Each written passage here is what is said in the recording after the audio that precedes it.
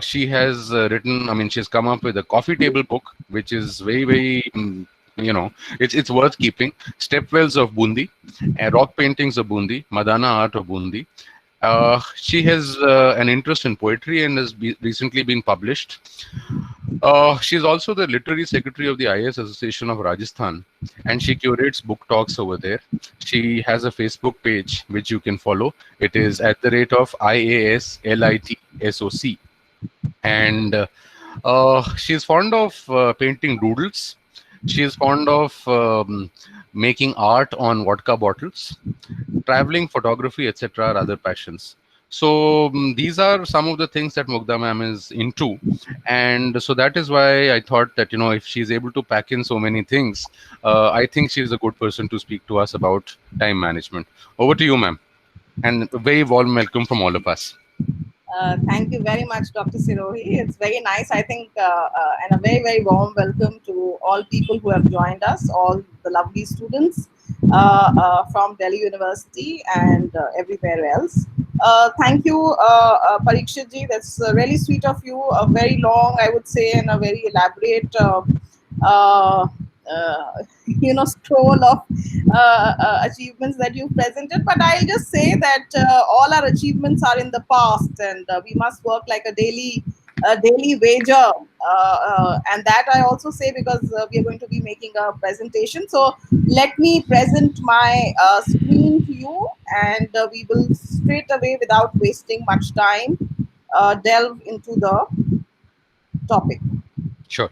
Ma'am, just to, this thing, I mean, we thought that we will keep around 45 minutes for your presentation. और उसके बाद जो audience के सवाल होंगे, उनको थोड़ा सा ले लेंगे. और क्योंकि time management का session है और क्योंकि आपका भी थोड़ा व्यस्त schedule है, so we will end at 12 o'clock sharp.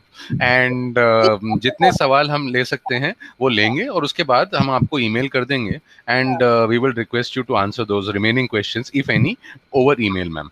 Surely, absolutely. Point well taken. I think we will finish much before that. There were certain glitches, I think, in my joining because I lost power. But is my screen visible, Parikshet? Yes, ma'am. Can you see it properly, as in the full slide? No, it is right now on that preview pane. So okay, I actually sent it to you in that PPT format. You still have it in the key format, ma'am. So if you want, you can just take it up on the PPT format. That's easier to project. But can you see it now? Yes, it's fine, ma'am. It's fine. Perfect. So can we start from here without wasting much time? Yes, ma'am. Yes, ma'am. No problems.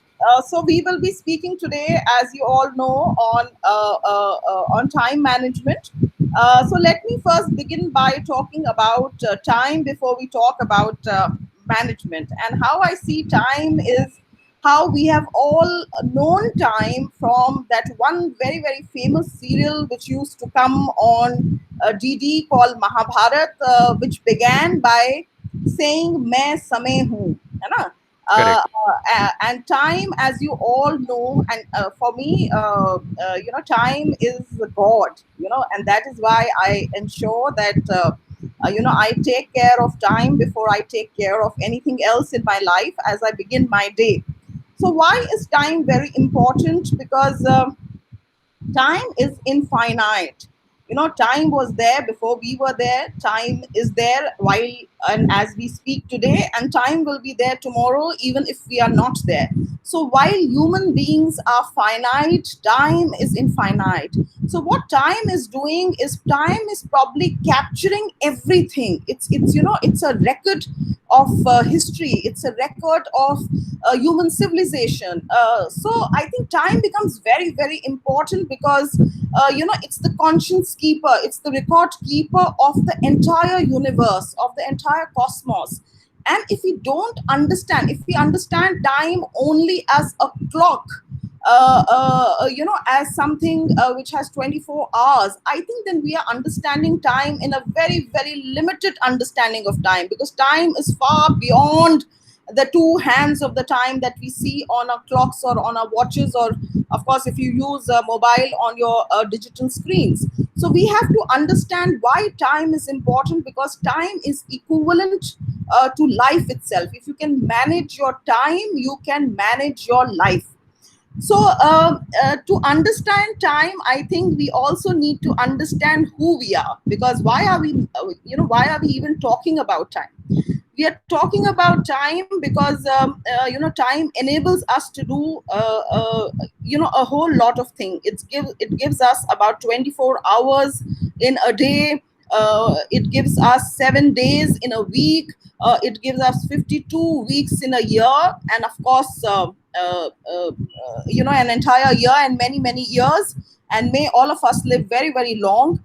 But the point is that we need to understand that this time management, which is actually life management, cannot be done just on a very temporary basis. It has to be done understood. Once you understand, then you don't have, then it becomes seamless.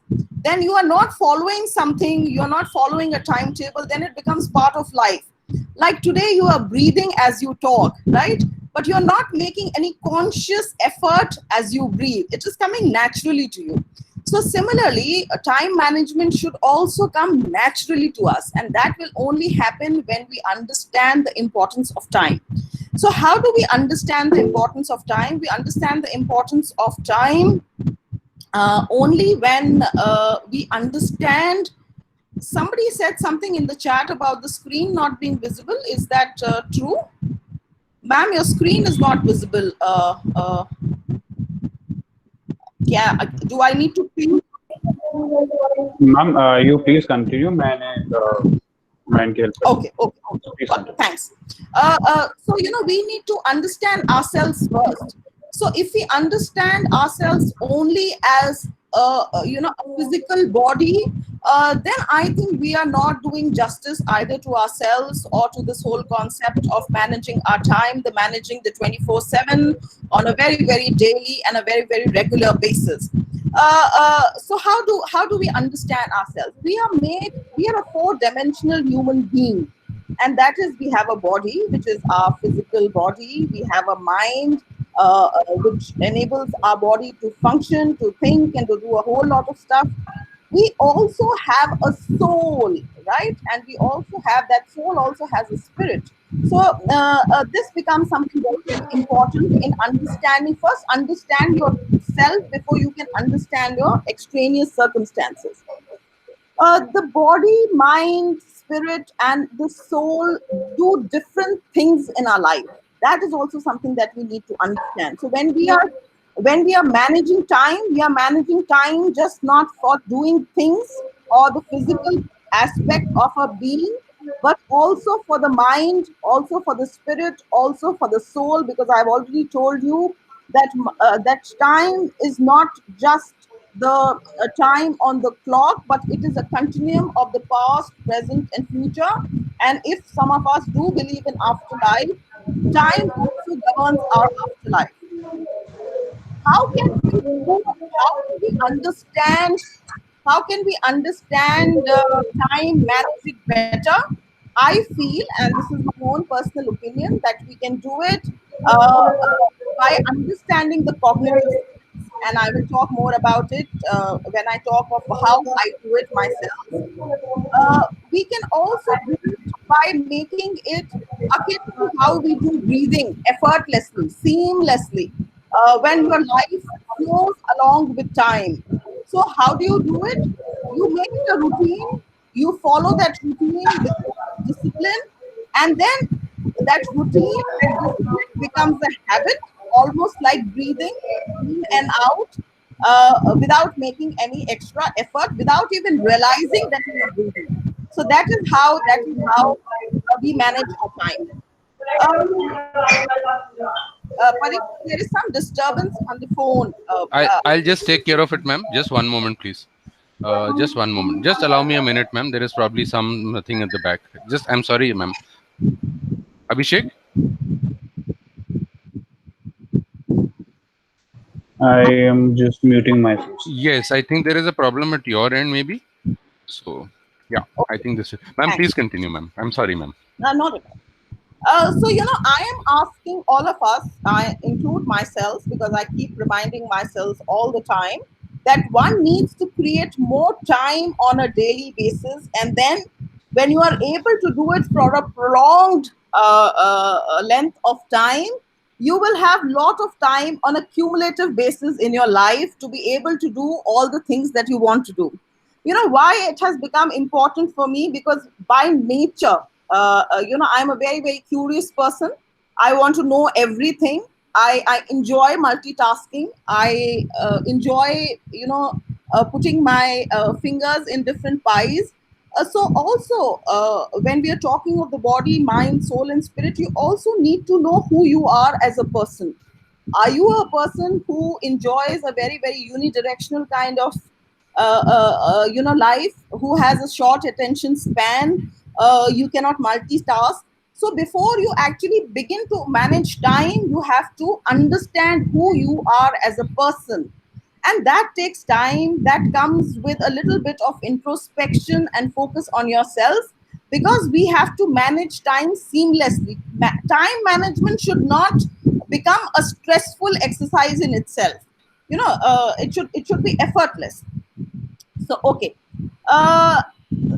my presentation is not a very academic presentation today. It is a fun presentation, because I also believe, as one of the tenets of my own life, that life should be fun, work should be fun. And by fun, when I say fun, it doesn't mean non-serious.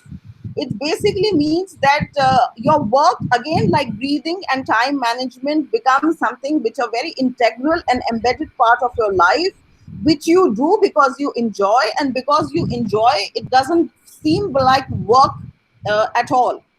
uh, okay, so as we are speaking of time management, how do we make more out of less, or extract every bit of the lemon juice of life, right?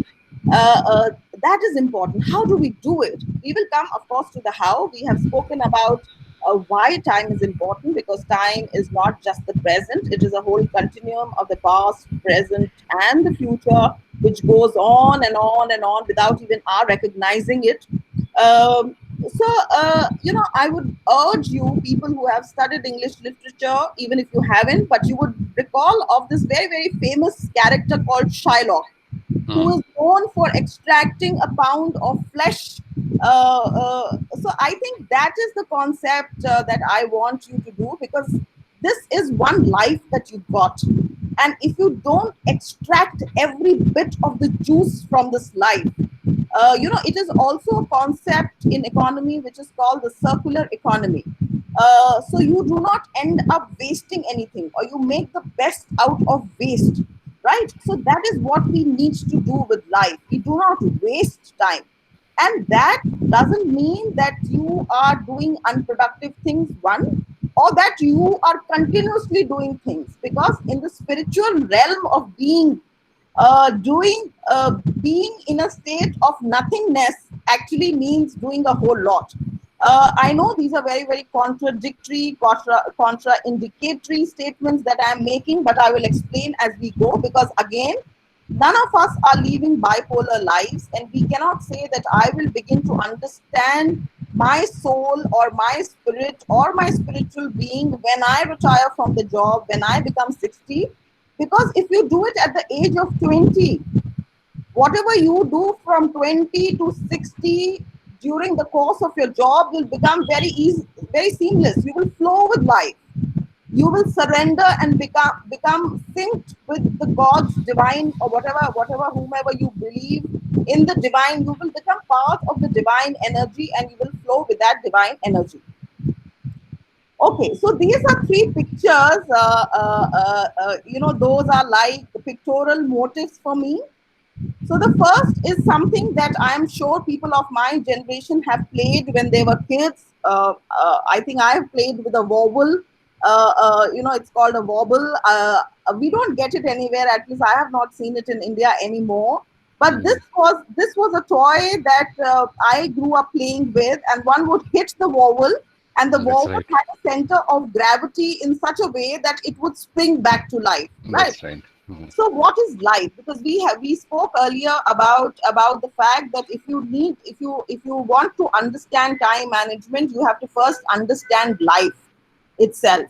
So what is life? Life is a blank slate which is handed over to all of us, and what we do with our karma, with our actions. And karma is nothing. Karma is how we think, how we understand, how we acquire knowledge, what we do with that knowledge, remaining all the time in sync with the design of the universe, which in science is also called biomimicry. If we just biomimic God's design, our lives become very, very easy. And once lives become easy, I think time management is just becomes a very small part of our overall lives. The second picture, of course, is the picture of Buddha. And Buddha has believed, has given us this theory that all desires are the cause of sorrow. All desires lead to sorrow. But human beings in the physical world, in the material world, cannot but not have desires. The desire to do something, the desire to pass an exam, the desire to speak, the desire to have an opinion, the desire to have a bank balance. So Buddha also said that, you know, adopt the middle path in life. And when you talk of the middle path in life, of balancing your life, because we also speak of work life balance, the balance between the physical body, the balance between the mental health of that same physical body. Of course, we have not yet started talking so much about the tirade of the physical body, the mental body, the emotional and the spiritual body, the spiritual needs of the body. But balance in all aspects, balance of what you do at home, what you do in your office, the balance between your busy hours and balance between your me time for yourself. So I think balance is also very, very important in life. The second thing is bank balance. And when I talk of bank balance, I am not talking of the material, the monetary part of the balance. I am talking of, if you are given a blank slate, if you understand yourself, if you are able to achieve a fair balance between your ambitions, your aspirations, your inspirations, your perspirations, your home and your workspace, your free time and your busy time, your stressful time and your sleep time. If you are able to achieve the balance, then you can bank on that balance. So this is not the bank balance per se wala bank balance, the monetary part, the rupiah paisa wala bank balance or the Lakshmi wala bank balance. This is a more holistic bank balance that if you learn to do it, if you teach yourself, because we have to parent children, we have to school children into understanding themselves. Because if you look at how education was imparted in olden times, there was a lot of stress in the Guru Shishya Parampara on getting to know, your own self.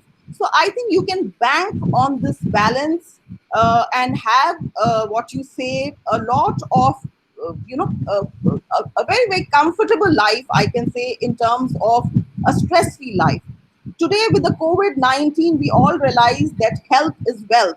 We have been saying this, but that realization, that awakening has only come about now in a very, very serious manner. Okay. Let us also, since we are talking of life now, we are talking of know thyself. Let us also know the kind of people or the kind of things that we want in our life.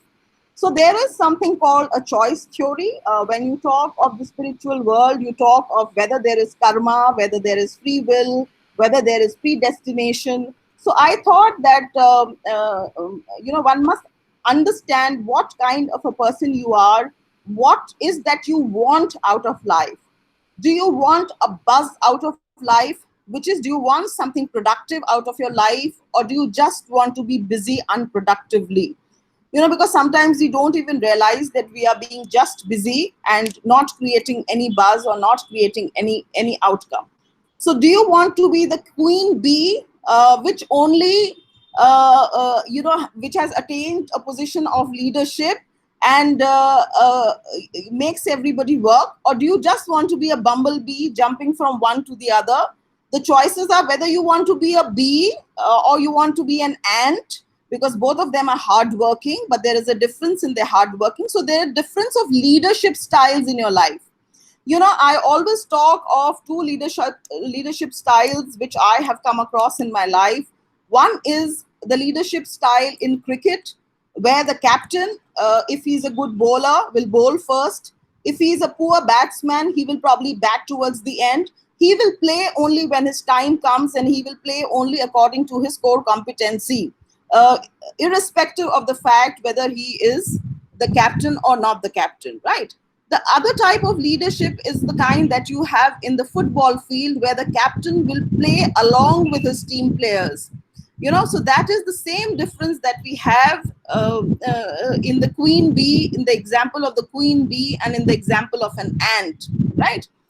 The other is a comparison that I just thought I should drop here. Doesn't mean much, but monkey business, or being Gandhiji's three monkeys, becomes very important, because in today's world, sometimes we just end up losing a lot of time by doing monkey business, or which is by poking our nose in other people's business, by gossiping about them. So we waste a lot of time without even realizing, and we think this is leisure and pleasure. So I think that it is at this point that people who are engaged in monkey business should realize, should take themselves back to Gandhiji's three monkeys, and remind them that we must conserve our energies, because our bodies, our lives, our times are all made of a certain kinetic energy, and those should not be wasted in frivolous activities of the likes of gossiping and getting interested in what other people are doing. Dunia kya kahegi ka part hame nahi banna hai. Neither at the end of giving it to people, or neither at the end of receiving it from people. Okay, so this is a very nice poem, the first two lines of which I often repeat to myself when I get busy, and I'm sure most of you have read it, so we will not spend much time in it.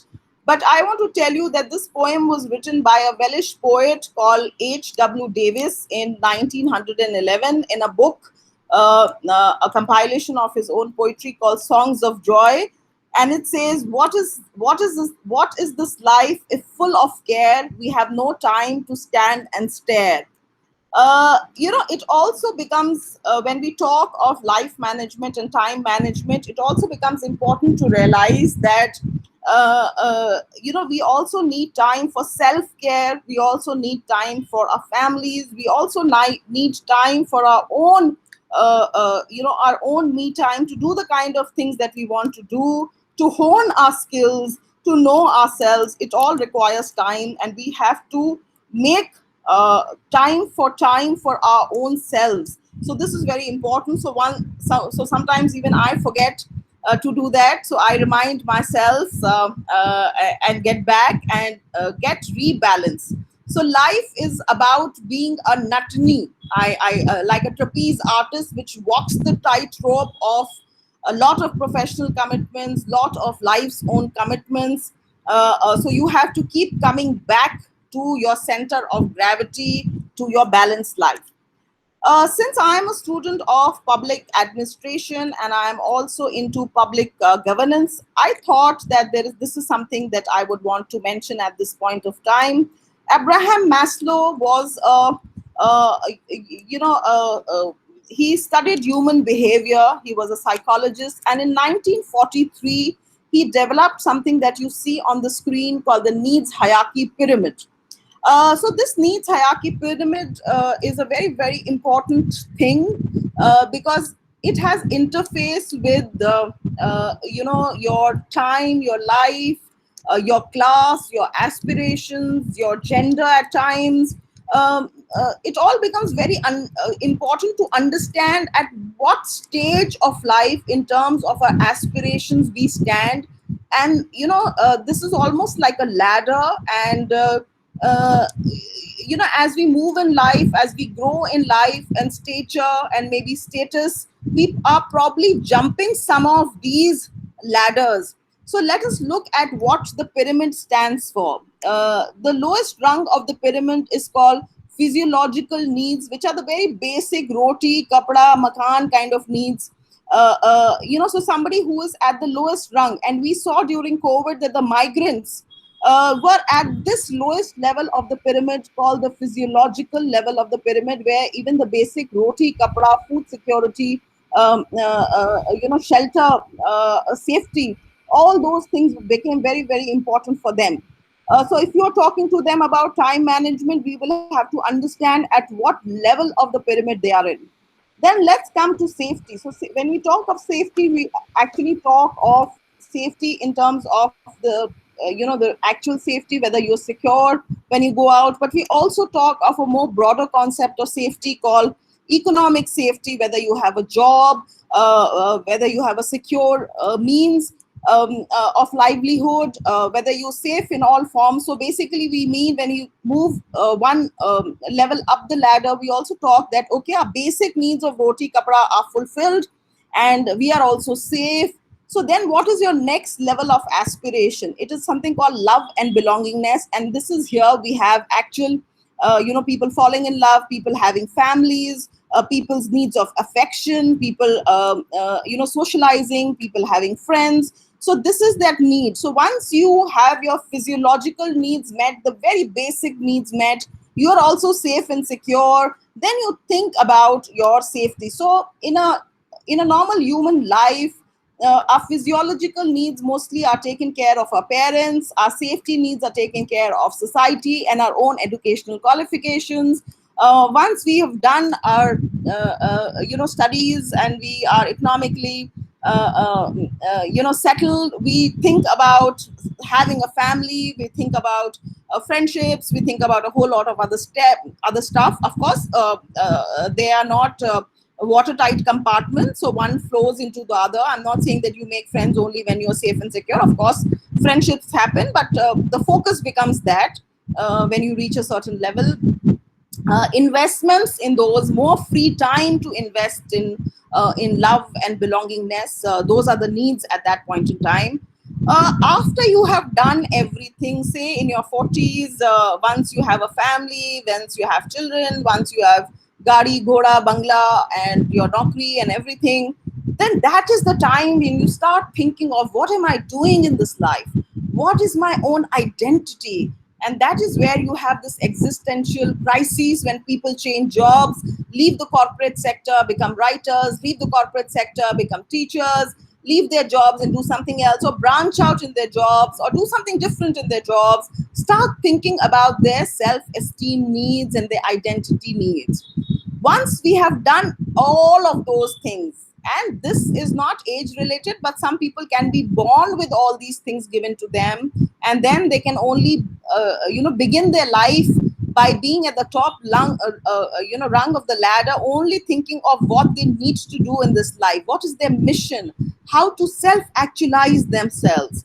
So I think this is the pyramid that we need to understand, and we need to understand where we are at this pyramid in life at any given point of time. And this pyramid is a very, very dynamic pyramid, because with age and time, and as we progress in life in the material world or maybe in the spiritual realm, our position on the ladder will change. Maybe our understanding of the pyramid itself will change. So because life is a continuum, as is time, I think we need to understand this very, very importantly. Okay, let us come to something. We since we are in this part of the presentation, we are focused on understanding ourselves. As students, we also need to understand whether we are a sparrow or an owl. That basically means whether we are a morning person or whether we are a nocturnal person. Understanding of this aspect of the body, at least during the school and the college days, becomes very, very important, to be in sync with time, to be in sync with our own understanding of who we are, what gels better, which is the hour of the day that our absorption, our alertness is better. It all depends on how we have been trained, how our habits have been. Because something which is very, very important, and which exists in the nature, see this, whether you are a morning person or an owl person, is also you become an owl or a sparrow simply by repetitively doing the same thing without even realizing it, right? Because there is something called the circadian rhythm, which governs the universe, which governs your body, because of which the sun rises at a particular time every day in the morning and sets at a particular point in the horizon every day in the evening, because of which your planets, your moons, your stars appear in the sky for a different set of time. So the tenure of everything in life is governed by what is called the circadian rhythm, and our bodies need to be in sync with the circadian rhythm.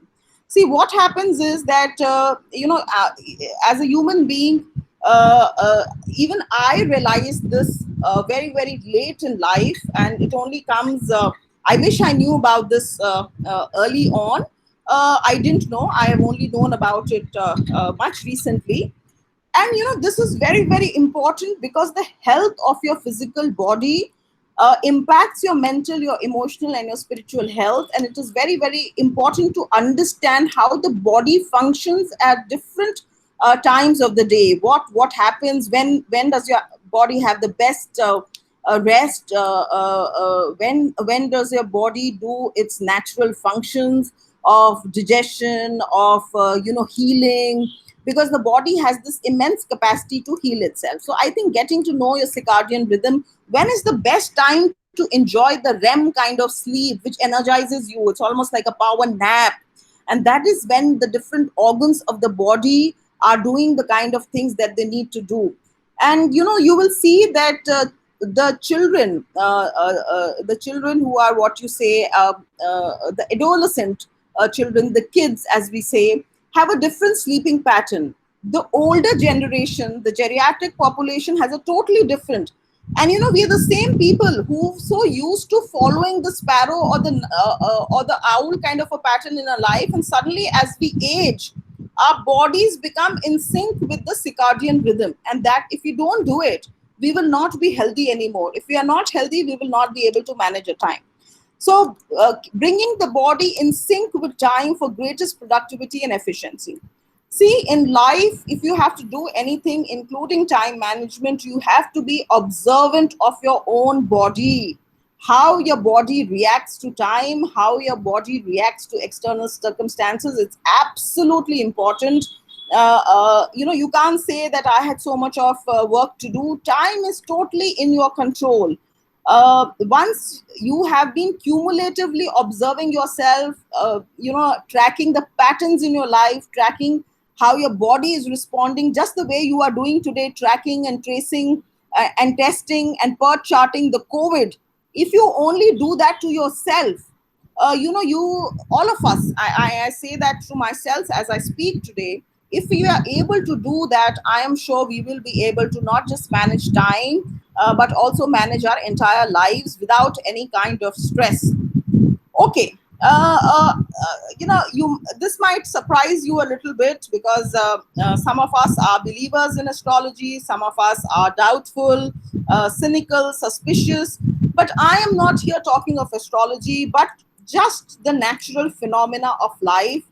And I want to introduce you to something which I realized some time back, and I many years back, and this has brought a lot of understanding about my life. I can look at life from a macro picture, a long-term perspective of say 1 year or 8 years, depending on understanding of the planetary part of my life.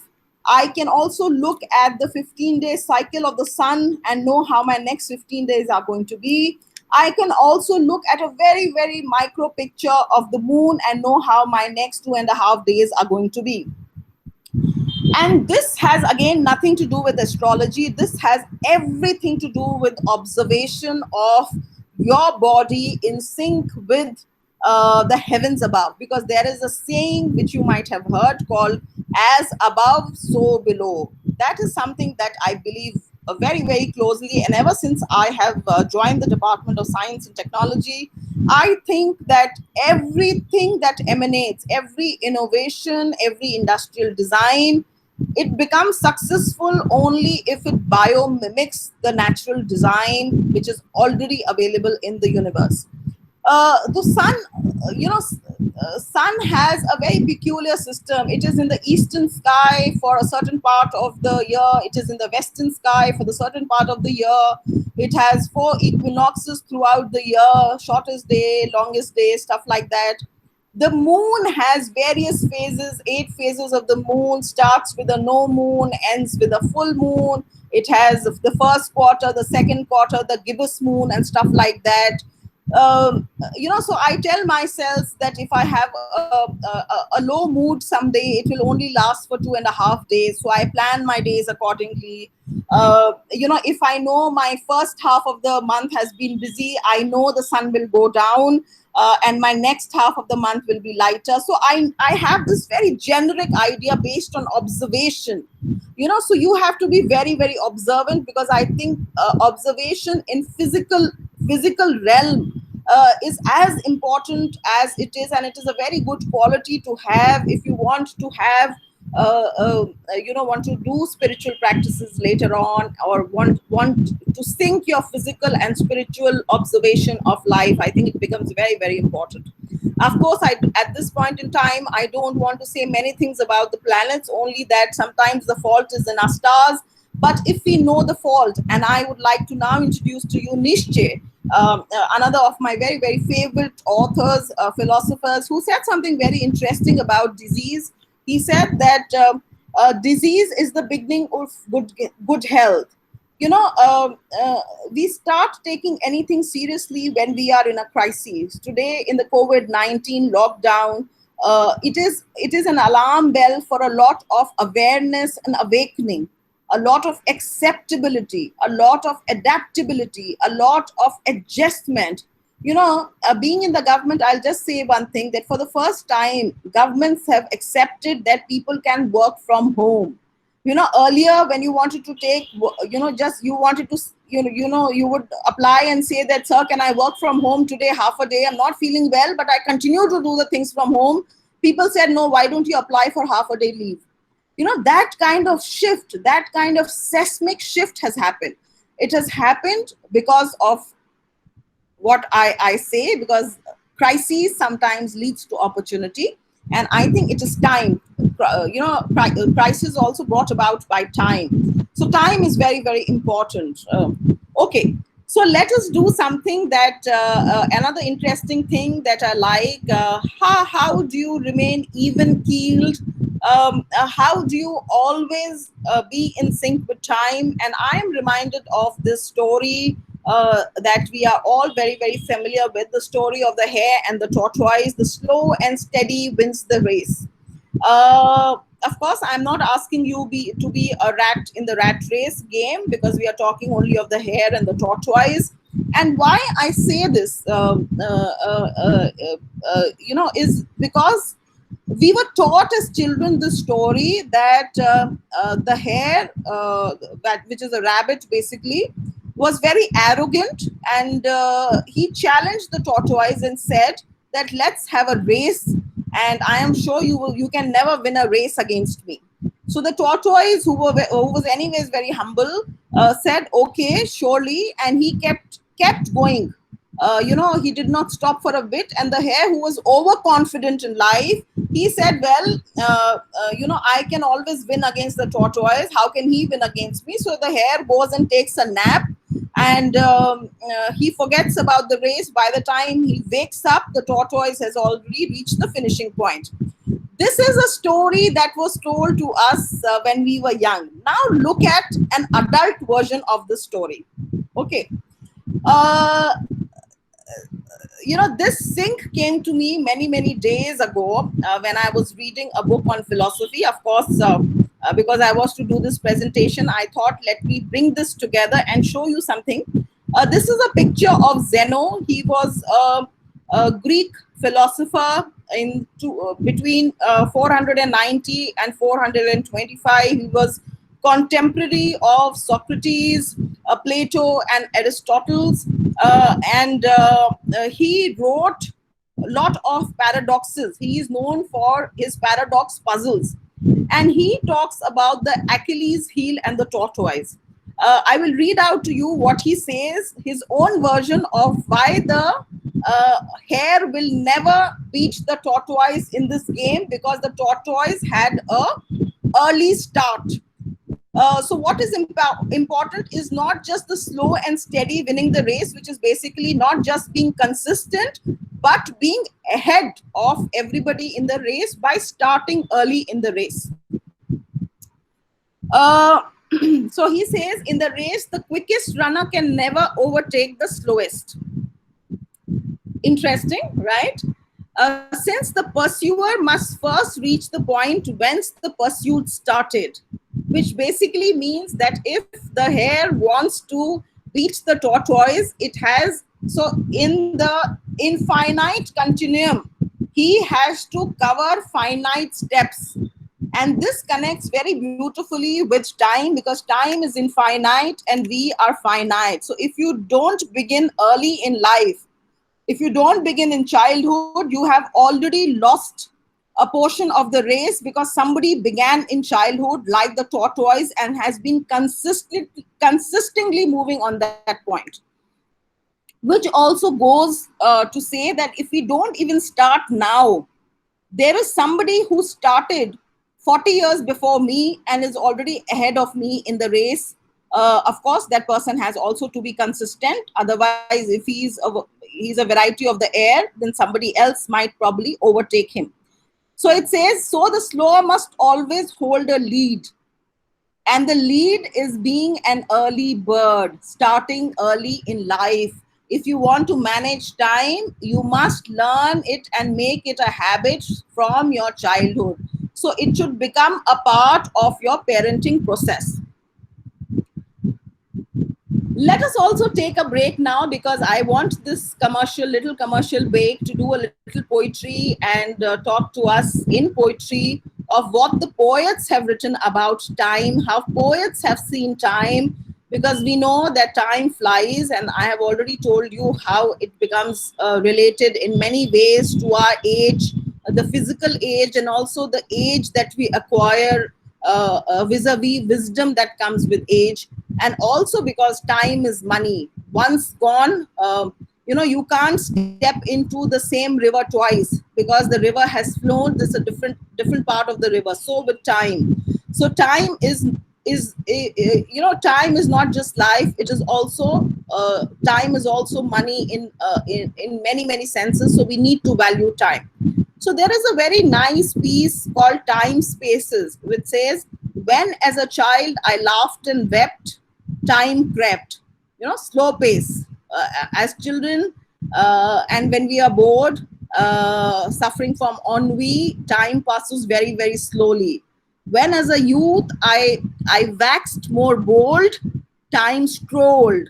So in youth, we find that time moves a little bit faster. When I became a full grown man with more responsibilities of family and job, time was running. We were chasing time. Time was ahead of us. When older still, I daily grave, time flew, time flies, because with age, we have, there is so little that we have done, and so little of our life is left, and so much of what we want to do is left, because that realization comes only with age, with wisdom, with understanding. Soon I shall find in passing on, time is gone. With me, my time is gone. O Christ, I wilt thou have saved me then. Amen. I wish I knew about it earlier. If I knew this, in a race in which nanoseconds matter, a person who loses by 1 nanosecond actually realizes the value of time, right? Time is every moment, time is being, and being is time. The second poem, time is being and being is time. Time is not an external entity. The moment we treat time as other, we have to manage it. But moment time becomes us, we don't have to manage it, because we are managing ourselves. That is something that I want to highlight, that time is not an externality. Time is us. Time, if I'm managing time, I am managing two things at one go. I am managing my life, I'm managing myself, I'm managing my body, I'm managing my time. the last poem says, tie me, or else I should fly. Man has everything else except the time that he wants. Time doesn't die at all. It's infinite. It leaves us empty when it does. So poets also have understood time. So if you a poetry freak, that time needs to be valued above everything else. And that is why in my first slide I mentioned that for me time is God. If I learn to respect time, time will learn to respect me, because everything in life is an echo. What you do comes back to you. Okay, so for some of us who don't believe in Gad and believe in Pad, or as you say, don't believe in poetry but in prose, we have a lot of idioms and phrases. Can we turn back the hand of time? No. Once time is gone, it's gone. We can do nothing about it. Hand of time is hand of divine. We kill time. We have a veil of time. We have too much time on hand, which basically means we are not doing anything about time. We are wasting time. What we can do, it says, stitch in time saves nine. Time for a change, make time, be on time. So punctuality, make time, create more time. How do we tie time? Okay, so now I think we have just three or four more slides to go, and now I will be talking of how I manage my time, because if you remember, Parikshet told you in the beginning. Is Uh, what the audience is interested to see as to what is the secret behind your time management. yeah. No television and no parties and all of that. I think this is what I think they would be most interested in. So if you would spend more time on these slides, I think that works best. That's my understanding now. Yeah. So I think we have exactly five more slides left, and I will talk of what I do, having spoken a lot on the philosophical realm of time and life and the spiritual aspects. Let me now focus on what I do in very, very concrete terms.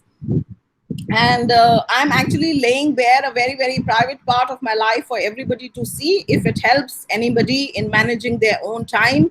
So we've spoken of the what, when, and why of time. Now let's speak of how to make the best use of time and how I do it. So early to bed and early to rise. With age, late to bed and early to rise. Wake up early always. So I am a great fan of the sun.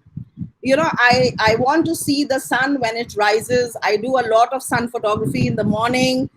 So I have one room in the east and I have one room, thankfully, in the west. The Sarkari flats are designed in such a manner that I have windows on the eastern side and the western side. So I get up with the rise of the sun. And if I come back early from office, I'm also able to see the setting sun. So I complete that semicircle and I like it that way.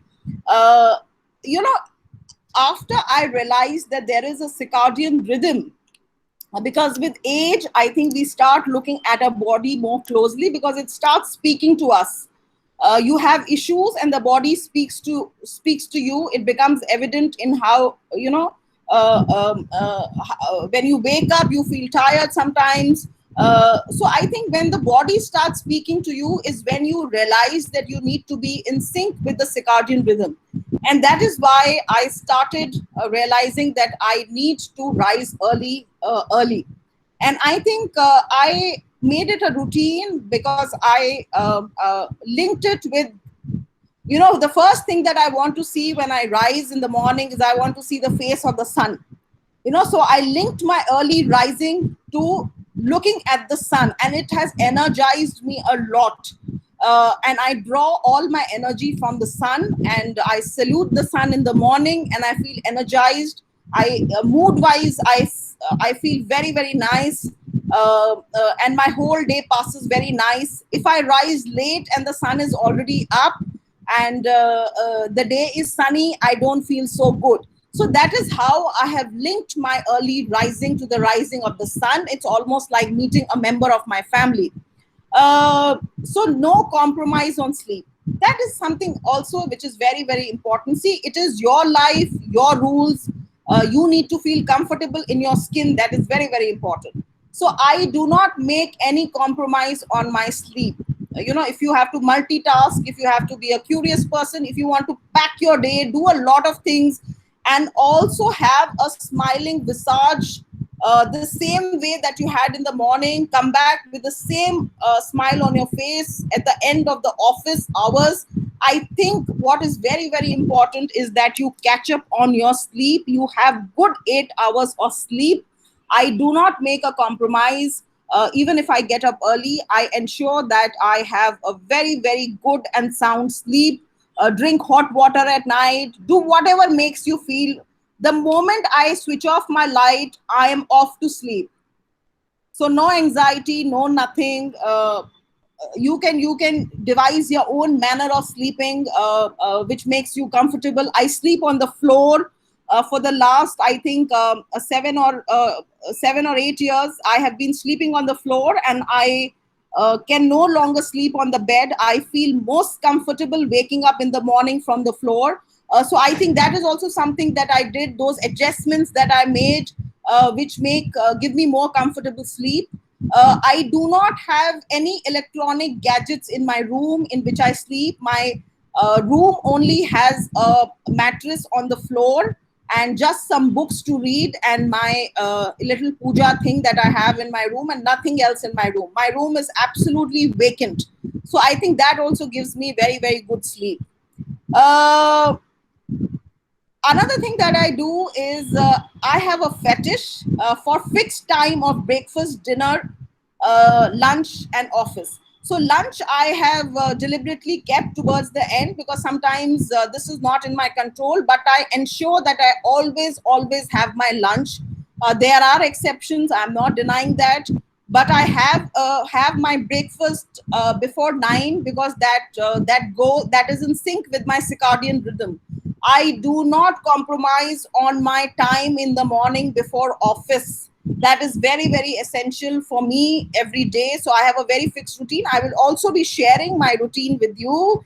But I have a very fixed time for breakfast, because the circadian rhythm says that you should always have your breakfast before 9 o'clock, because your vital organs of the body are, can do the best churning of your breakfast before 9 o'clock. So anything that you have after 9 o'clock, you will have bloating, you will not feel well. So I want to have my breakfast at least an hour before I start working, which is also as per the circadian rhythm.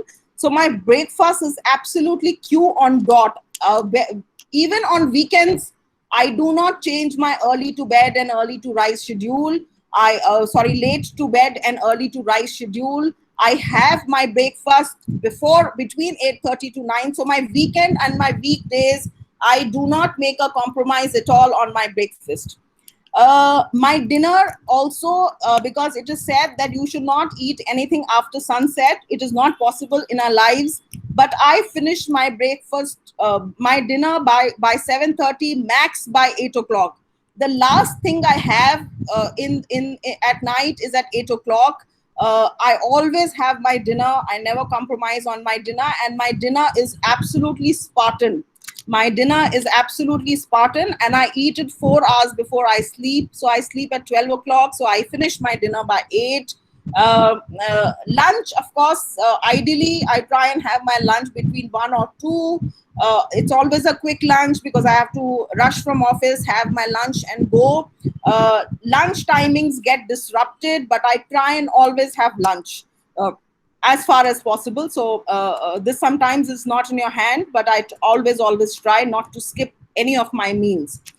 Office, going to the office every day. People have asked me, even in the state government, because this is a good habit that I got from the districts and also from Government of India, because Government of India had a biometric attendance system, where by 9:30 you had to have your angutha on that biometric machine. If you were late by half an hour, it was okay, but if you were late beyond that, you had to explain yourselves if it was over a prolonged period of time. So I think I got that very good habit for 5 years, having to do biometric attendance, and I loved it. It got a lot of discipline in my life. I was always dot on time at 9:30. I was always on my chair. That is something that I maintained even when I came back to the state.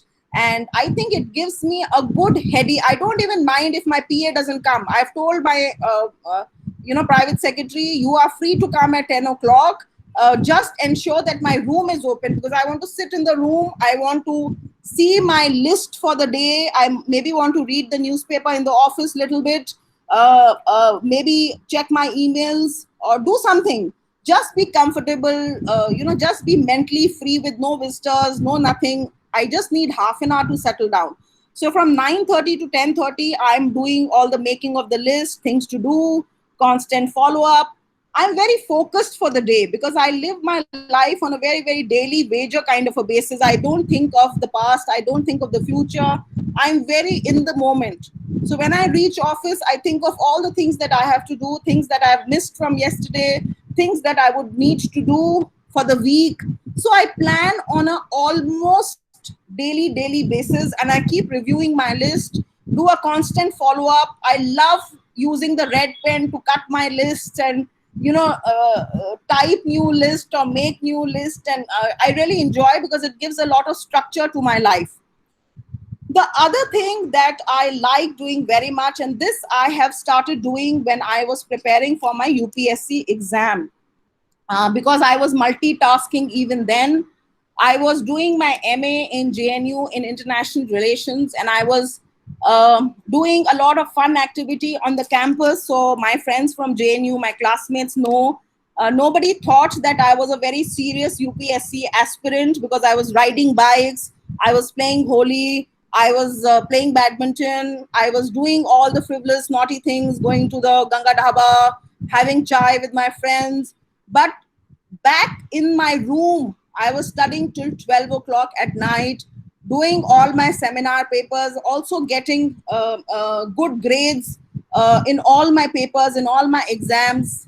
And then finally, I cleared the civil service with rank 8. I was simultaneously also pursuing an environment, a diploma in international environmental law, for which I would travel to Lodi Road every day after my class, come back and start studying for UPSC, because I could do all that multitasking, studying for my JNU MA, studying, doing an additional course, and also studying for my UPSC and clearing the UPSC with rank 8 all India and getting into the job that I am, only because I have always believed in the principle of the Archimedes lever for smart work along with hard work. See, there is no substitute for hard work. But how can you make that hard work smart work? Because the syllabus of the UPSC basically says everything under the sun. And I did a lot of self-study. I did no coaching. That's where I did not waste my time. So my strategy was always like the Archimedes lever of using less input and giving more output. Similarly, in the service, I believe कि file work, फाइलों पे चीजें नहीं घिसनी है, उतना ही file पे कटना है जितना रूल अलाउ करता है. Everything else you have to deliver, because civil servants have to deliver. We cannot just talk but not show any action. So if you have to deliver, you have to have less bureaucracy. You have to have less just keep writing on the files and don't produce anything. I don't believe in that. Life is a matter of habit. And I have a very, very military, regimental regime. So I work like mad in the first 6 months, do everything, very broadly cover all aspects of the district or all aspects of my department. And in the next 6 months, because I have done everything, I've learned everything, I am able to, give myself more time to do innovation in the same things that I have been doing for the last 6 months, because I have done structures. So instead of doing 20 files of the same nature, I do master files where I get all the similar things on one file. Do a lot of checklists, do a lot of work on how forms should be, so that instead of reading all that on the file, if I can quickly have a checklist and go through the checklist, I think simplifying the kind of work that you do. strategizing the kind of work. Make one effort which will solve 20 different kind of things to do. मतलब एक तीर से कई निशाने मारने की habit, if you can adopt in your life, I think things can become very, very simple. So I prioritize on a daily basis. It's a must. Every day you need to have a priority. So you have to have a priority of a day. You have to have a priority of your forenoon. You have to have a priority of your afternoon. You have to have a priority of when you come back, depending on how tired you are. Sometimes your schedule goes for a toss because something happened in office and you were too tired to come back and follow your schedule. So you have to reprioritize. So continuously reprioritizing your life on a daily basis is a must, and then it becomes a habit. It comes very naturally, but this is a must. Time your tasks. Once you have a things to do, once you have a schedule, try and stick to the schedule and time your tasks. So when I start meetings, I tell them that we have about an hour, so let's finish in an hour. So generally people have an idea. Sometimes we finish early. Sometimes I know I want to do a longish kind of a meeting because I want people to speak their minds. I tell them we have 2 hours. So let's go slow, let's go aram se, let's dwell on each and every point. So, give yourselves enough time. When you make your schedule, know. Today my office knows and tells me sometimes, madam, this will take time, so let's give 2 hours. I say, yeah, I totally agree, let's give 2 hours. So time your task, know the periodicity, know your schedule and time it. And this doesn't come by just saying. You have to practice and keep practicing till you become a pro.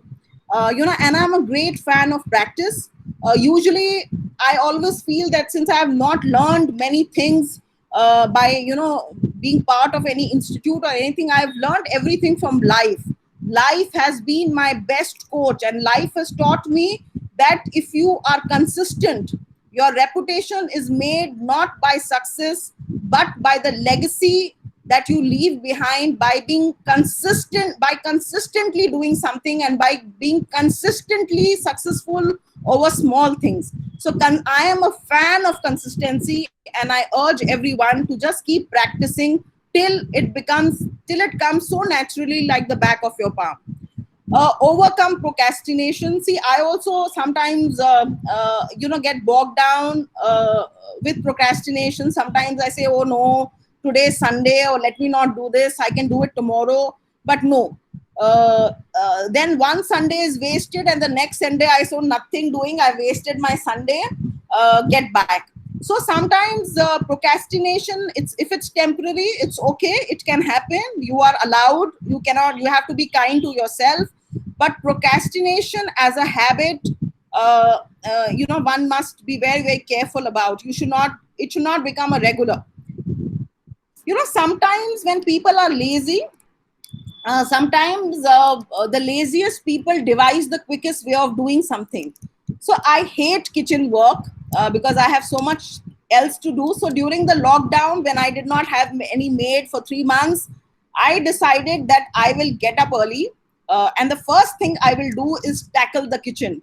So jhadu, pocha, bartan. I wash my clothes every day in the morning, so that comes very easy to me. But this jhadu, pocha, bartan thing was something new for me. So I decided that I will get up early, and the first thing that I will tackle is this. And then I will, after having done everything, I will bathe myself, and I will quickly take a small nap, and then come back fresh as if it was a new day.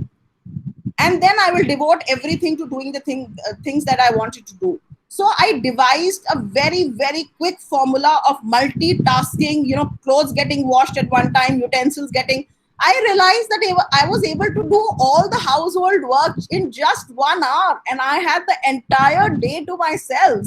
So devise quickest way of doing things. Lazy people or things that you don't like, you are often able to come up with solutions. So I did that. Punctuality. There is absolutely no alternate to punctuality, and I think using technology has allowed us to be punctual. Say no. I mean, this is something that I am not being able to do. I need to say no for better quality. I'm learning, I'm doing it. I think also will come with time. find time for yourself. This is very, please invest in yourself. You will not carry any of the things that you earn. Munshi Premchand ने एक बहुत अच्छी बात कही है कि जो चीजें आप पैसे से खरीदते हैं वो चीजें आपकी नहीं है, वो पैसे की हैं, है ना. जस्ट रिमेंबर, आदमी जो सामान पैसे से खरीदता है या दौलत से खरीदता है वो सामान उसका नहीं होता, वो दौलत का होता है.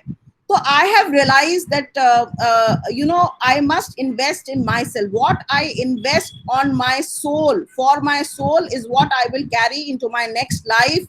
So I am very, very particular about finding out time for self-care, for myself, for my hobbies. Do yoga, do meditation, do art, read a lot, hobbies, travel. My weekends, in fact, are busier than my weekday. And I also realized something, that the more work you have, the more time you have. That is, the more free time you have. Intelligently delegate the lesser kind of works that people can do for you, which do not require any quality, which just need to be done because life has to go on. But other people can do it far better because they are more professional about it. The rule of instant. This also goes very well back to back with procrastination, which basically means that we must avoid deferring our work. Try and do, if you have to make a phone call, either give a time or call. Don't defer it, because once you fall into the trap of deferring it, it is endless amount of work that accumulates on your table. So this is something how my day looks on a daily basis. And it is the same for weekdays and weekends. I don't make a distinction. Sunday, of course, I try and have all the time to myself. So if you can see everything in red, it basically means make list, review list, make new list. I love to multitask. It comes easy to me because maybe I'm a personality type who can multitask. But I don't take stress. I don't believe in giving stress. Don't give stress to people. That stress will come back to you. Do not give stress. Make your staff, keep your staff happy. If you are wearing a face shield, ensure your staff has a face shield too. If you are using a sanitizer, not just in COVID, but elsewhere. I have always seen that, देखो, हम अपना घर जो है किसी कच्ची बस्ती में नहीं बनाना चाहते ना. हम अपना घर सबसे पॉश कॉलोनी में बनाना चाहते हैं. क्यों बनाना चाहते हैं? हम सबसे गरीब बस्ती में अपना घर बनाए तो हमारा घर सबसे बड़ा आलीशान होगा, है ना. बट सारे लोग हमारे घर को देखेंगे, जेलस होंगे, है ना. हो सकता है चोरियां भी हमारे घर में हो. और हम कोई बहुत आलीशान घर में अगर एक छोटा मामूली कॉलोनी में एक मामूली घर भी बना लें तो हम सेफ रहेंगे. ये मेरा एक बहुत थॉट प्रोसेस है. बिकॉज बहुत लोग एनवी करते हैं बिना आपकी स्ट्रगल को जाने, बिना ये देखे कि आपका दिन कैसे लिखता है, कितनी बार आप लिस्टें बनाते हो अपनी जिंदगी में. वो लोग नहीं देखते, केवल वो आपकी सक्सेस देखते हैं. तो मुझे ऐसा लगता है कि जो आपके आस पड़ोस के लोग हैं, your neighbourhood, your family, your friends, I always think that we must make them and keep them more happy, more satisfied. We must praise them more. For the simple reason that if they are happy, they will not envy the little bit of success that we have achieved in our life, and we'll be able to enjoy our success and our happiness, in a much better manner. So that is my thought process. गलत हो सकता है, but ये मेरा है अपना सोच. अब आ जाते हैं सीक्रेट रेसिपी के लिए, जिससे मैंने अपनी जिंदगी में एक्चुअली में टाइम निकाला है. और ऐसा नहीं है कि ये मैं बचपन से कर रही थी. बचपन में मेरा टेलीविजन और म्यूजिक चलता था और मैं मैथ्स करती थी, तो मेरे पेरेंट्स सोचते थे पता नहीं मैं पास होंगी या नहीं होंगी, क्योंकि टेलीविजन के साथ मैं पढ़ाई करती हूँ. बहुत टेलीविजन, और मैं सिनेमा बहुत देखती हूँ अभी भी. But then I have not watch television for the last 8 years. Deliberately, I took a decision that I do not want to watch television, and trust me, ये जो मैंने 8 साल पहले डिसीजन लिया था टेलीविजन नहीं देखने का, in fact I don't even have a television. So उसकी वजह से मेरी लाइफ जो है बहुत ही, मतलब मेरी लाइफ में बहुत टाइम निकल के आ गया. एंड ऐसा नहीं है कि मेरी कोई जनरल नॉलेज या मेरी अवेयरनेस, बिकॉज गैजेट्स एंड गिज्मोस से आपको 5 मिनट में वो पता चल जाता है जो आप 4 घंटे टेलीविजन के सामने बैठते हो तो भी आपको सेम ही चीज पता चलती है. So I think the greatest thing that I did in my life is I stopped watching television at all. मतलब at all. है ही नहीं, चलता ही नहीं है, कुछ नहीं है. No visiting malls or no luxury items. I have been in Rajasthan for now close to 3.5 years, and I have not visited any mall, no luxury shopping. I don't believe, because I have enough clothes. मैं रोज school में जब थे तो I used to think कि ये रोज एक ही uniform पहन के स्कूल यूनिफॉर्म पहन के चले जाते हैं. Today I really want to wear the same dress every day and go. I don't want to waste my time because I have so many other things to do. So I think if you don't do this frivolous shopping either on the net or on this thing, because you don't need anything really in life, and don't look for external validation from society. कपड़े पहन, अगर जो लोग मुझे मेरे कपड़े से जज करते हैं, मेरे को उनका जजमेंट चाहिए ही नहीं. फर्स्ट थिंग है ना. अगर आप मेरे को मेरी वक्त से काउंट करते हो तो आप मैं क्या कपड़ा पहनी हूँ, I don't think you will be bothered. So because of this I thought I don't need anything. I use my phones till the phones die off. No investment.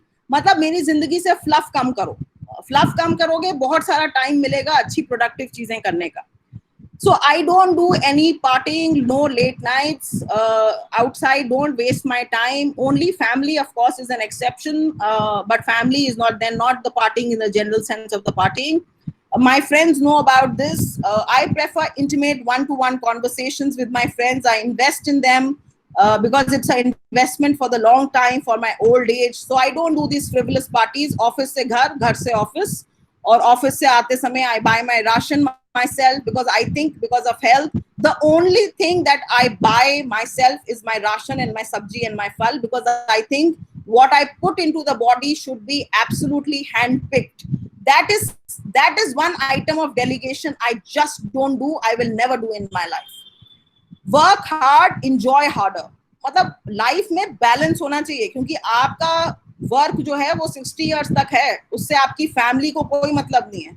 ये वर्क आप अपनी आइडेंटिटी के लिए करते हो. आप IAS बने हो, उससे आपको हो रहा है. मेरी माँ को कोई फर्क नहीं पड़ा कि मैं IAS हूँ. अगर मैं टीचर भी होती तो भी मैं उनकी बेटी होती, उनसे डांट खाती, आज भी खाती हूँ. So it really doesn't matter to your family. Your family doesn't judge you on the basis of who you are. If they judge you, then they also need some training. So learn to work hard in your life, because not because you want to work hard, but because you enjoy what you do. Make fun work, make work fun, so no work. अगर आपका काम ही जो है seamless हो जाएगा सांस लेने की तरह से, तो आपको वर्क नहीं लगेगा, आप उसको एंजॉय कर पाओगे, स्ट्रेस नहीं होगा. It is your life, your rules. The only outcome in life should be satisfaction. जो डेली वेजर होता है ना, जो पसीना बहा के घर आता है और सूखी रोटी और प्याज खा लेता है, उसको जो सेटिस्फैक्शन मिलता है वो आपका काम होना चाहिए. आई एम नॉट सेइंग कि आप सूखी रोटी खाओ, भाई आप जैम भी खाओ, बटर खाओ, केक खाओ, your body, your rules, but every day end it on a satisfactory level, because आपका जो भी आपने किया है, जैसे जो सामान आप खरीदते हो वो दौलत का है, जो काम आपने किया है वो काम में आप निमित्त माध्य हो. You are just a medium. So good, bad, ugly of what happens in the day doesn't belong to you either. So do not get perturbed. That is important. Weekends are busier for hobbies, for travel, for photography, for online classes, for family, for friends, for rescheduling activities, for making more lists, and deadline meeting. That is very important, because आपकी जबान से आपका इकबाल होता है. आप कुछ कह दो तो लोग मानते हैं, अगर इन्होंने कह दिया तो ये काम जरूर होगा, इन्होंने कह दिया नहीं होगा तो नहीं होगा. तो sometimes consistently keeping your deadlines matter. If you tell somebody I will call you back and you call that person, आपका गुडविल बढ़ता है. हमेशा कोशिश करनी चाहिए, और वो केवल पंक्चुअलिटी से और कमिटमेंट से आ सकता है. Prepare for now and forever. Prepare for now, prepare for your afterlife. Okay, there is only one life and so much to do, so much to learn. I'm a curiosity cat. I'm a curious cat, and we all know that curiosity kills the cat. So unless you make time in life, if you want to be curious, if you want to learn things, if you want to do multitasking, I think you will have to manage your life. Otherwise, the curiosity will kill the cat. So you have to ensure to keep the cat alive. You have to not kill time, but make the best of time. Live life on a daily basis. So if you were to die tomorrow, you will have no regrets. मतलब जिंदगी का juice हर दिन इतना life से निकालो कि अगर कल मृत्यु सामने खड़ी हो और कहे कि चलना है तो आप कहो चलिए जी, हमने कर लिया जो करना था जिंदगी में. I do not want to live with regrets. I do not want to say कि नहीं मुझे ये करना था, ये रह गया मेरा, है ना. Life is not about things, buying things, buying property, buying clothes, having a big house. It's not about that. It is about the pleasures of life. And that pleasures of life will go on your soul. हम देखते हैं कि जब बच्चे पैदा होते हैं उनको गीता कंठस्थ होती है, कुरान कंठस्थ होती है. वो क्यों होती है? क्योंकि उनके आफ्टर लाइफ की वैल्यूज उनके साथ ट्रैवल करी होती है. सो अगर खुदा ना खास्ता दोबारा जन्म लेना पड़ गया, उम्मीद है, कोशिश करेंगे कि नहीं लेना पड़े, अगर लेना पड़ गया तो कम से कम इस जिंदगी में जो सीखा है वो मेरे साथ मेरी दूसरी जिंदगी में मेरे साथ चल सके, ताकि I don't have to begin my life from scratch. So that is how I think about my life. Okay, this is my last slide, and I say there is a time and place for everything. All this I have said, ki manage time, do this, do that. But ultimately, I want to tell you that you cannot manage anything. Just learn to manage yourself. है ना? For the simple reason कि वो जो divine है ना, जिसके हाथ में वो घड़ी है आपकी, जिसकी हाथ की आप कठपुतली हो, वो सब मैनेज कर रहा है. ये समझ में आ जाएगा तो सारी चीजें एक सिंक में आ जाएंगी. There is also a right time for everything, है ना. मैं कितना भी लिस्ट बना लूं, कितना भी कुछ कर लूं, जो होना है external circumstances में वो होके रहेगा. The moment I know of this thing that जो होना है वो होके रहेगा, I will not fear, I will not worry. I will just do what I'm supposed to do.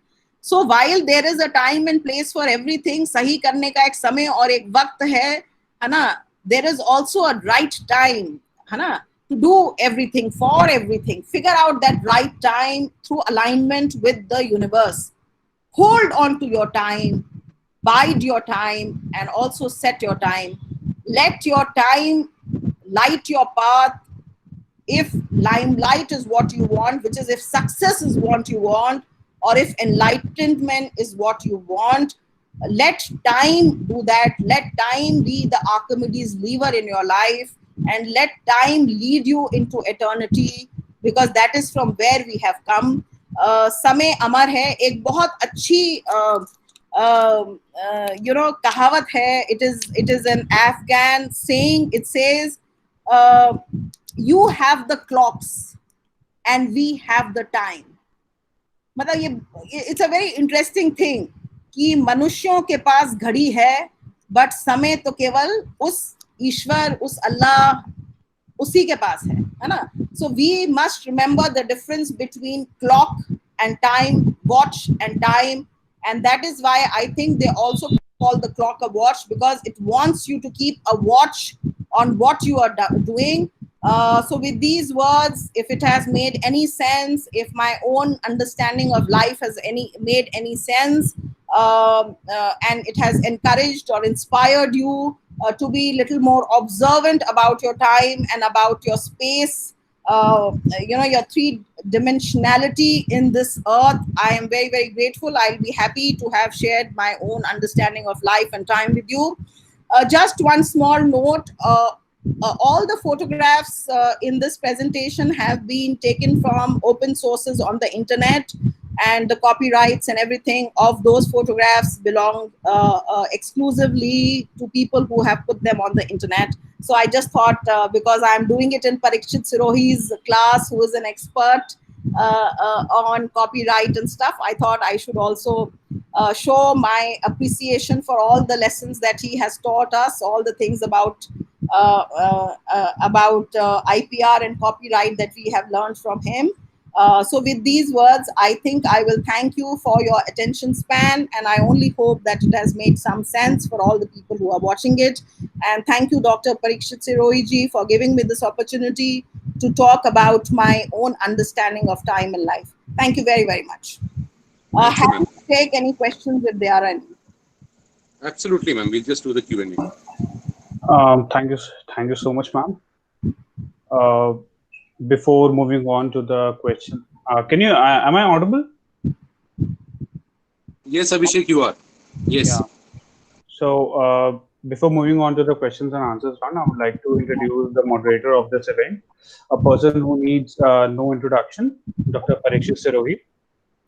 Uh, he is an assistant professor at Law Center 2, Faculty of Law, University of Delhi, where he currently teaches subjects like intellectual property rights, constitutional law, and information technology law. And he has around 8 years worth of teaching experience in this field. Dr. Sirohi has authored a book titled Interface of Design Law with Copyright and Trademark Law. He has co-edited another book titled A Critical Approach to the Right to Information Legislation in India. He has also contributed book chapters to various national and international publications and is presently working on his book in the area of food security law. He has a doctorate in food security as well. He is a sought-after speaker and has delivered lectures at several prestigious institutions, including several national law universities and judicial academies of various states. Prior to teaching us at the law school, Dr. Sirohi worked as a legal practitioner for over 7 years before the Honorable Supreme Court of India, various high courts, central administrative tribunal, district courts, and arbitration tribunals. He has worked in the offices of Mr. Vivek K. Tankha, former Additional Solicitor General of India, and Mr. Mohit Mathur, Senior Advocate and President of the Delhi High Court Bar Association during the early stages of his legal career. During his years at the bar, he has handled public interest litigation cases and has represented various central government ministries, including the Ministry of Human Resource Development, Ministry of Minority Affairs, and Ministry of Home Affairs, apart from other agencies like Central Reserve Police Force.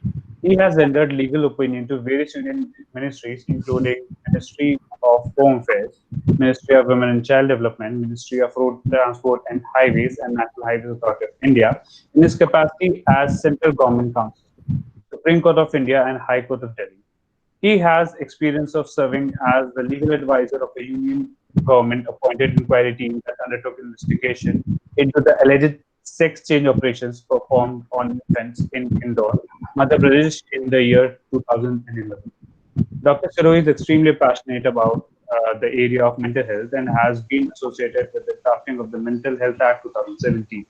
He currently serves as a member of the Oversight Committee, which has been set up by the Government of India to monitor the implementation of the aforesaid legislation. Without much ado, I would like to invite my full-time professor and part-time boss, Dr. Sirohi, to continue with the question and answer round. Thank you so much. Dr. Sirohi, I think there is some technical glitch on his part. I'm trying to, I'll just try, I'll just try to get him back.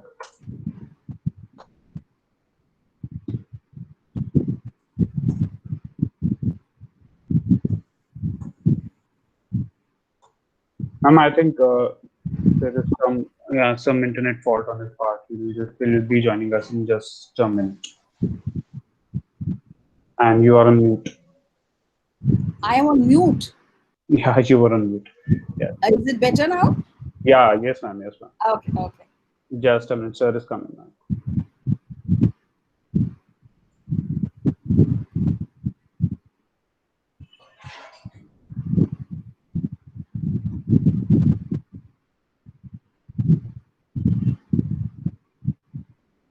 Yeah, he is coming. He is coming. Yes, I'm back. I am sorry, ma'am, and I'm sorry, audience today not with us. We've had such a fantastic speaker, so God balances out things. We've had such a fantastic session, and God says that you've got this today. I will take this back from you today. So that's the only way to look at it, because I've never had so many technological glitches over the last 4 months combined, and today I seem to have had all the technological glitches that one could have. First of all, I would like to thank ma'am for what a fantastic presentation, and absolutely fantastic. We are filled with a lot of questions, ma'am. And just to take away a little bit of things from your presentation, a lot of those things, of course, I have been privileged to know even prior to what आप लोगों को जो आज पता चला, ये मैं कई वर्षों से पहले से ही ये चीजें जानता था. और ये इसीलिए मैंने एक बड़ी ऑडियंस के साथ शेयर करने के लिए मैम को ये रिक्वेस्ट किया था that she should come and speak to you on these topics. So and she immediately, to her credit, she immediately agreed.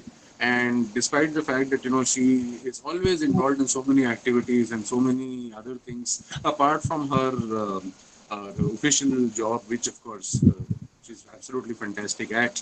So, ma'am, I would just like to start the Q&A by asking you one question, which is a very interesting question, which starts from the beginning of your presentation, actually. And this is asked by Dr. Prachiti, and she wants to know what is the difference between soul and spirit, according to you? What do you feel is soul and spirit? Okay, so this is my understanding. Okay, see, if you look at the body, if the make of a human being, uh, and I will also talk of in the spiritual realm, you have more bodies, right? So there is also something called a causal body. They'll also call something an astral body, right? uh, so body in the physical sense, we all know what it is. We also know there is also a difference between the mind and the brain, by the way. Okay, so brain is a more medical nomenclature. Mind involves also the psychological, physiological aspects of the brain beyond the medical part of the brain, the physiognomy of the brain. So similarly, the soul is an intangible understanding.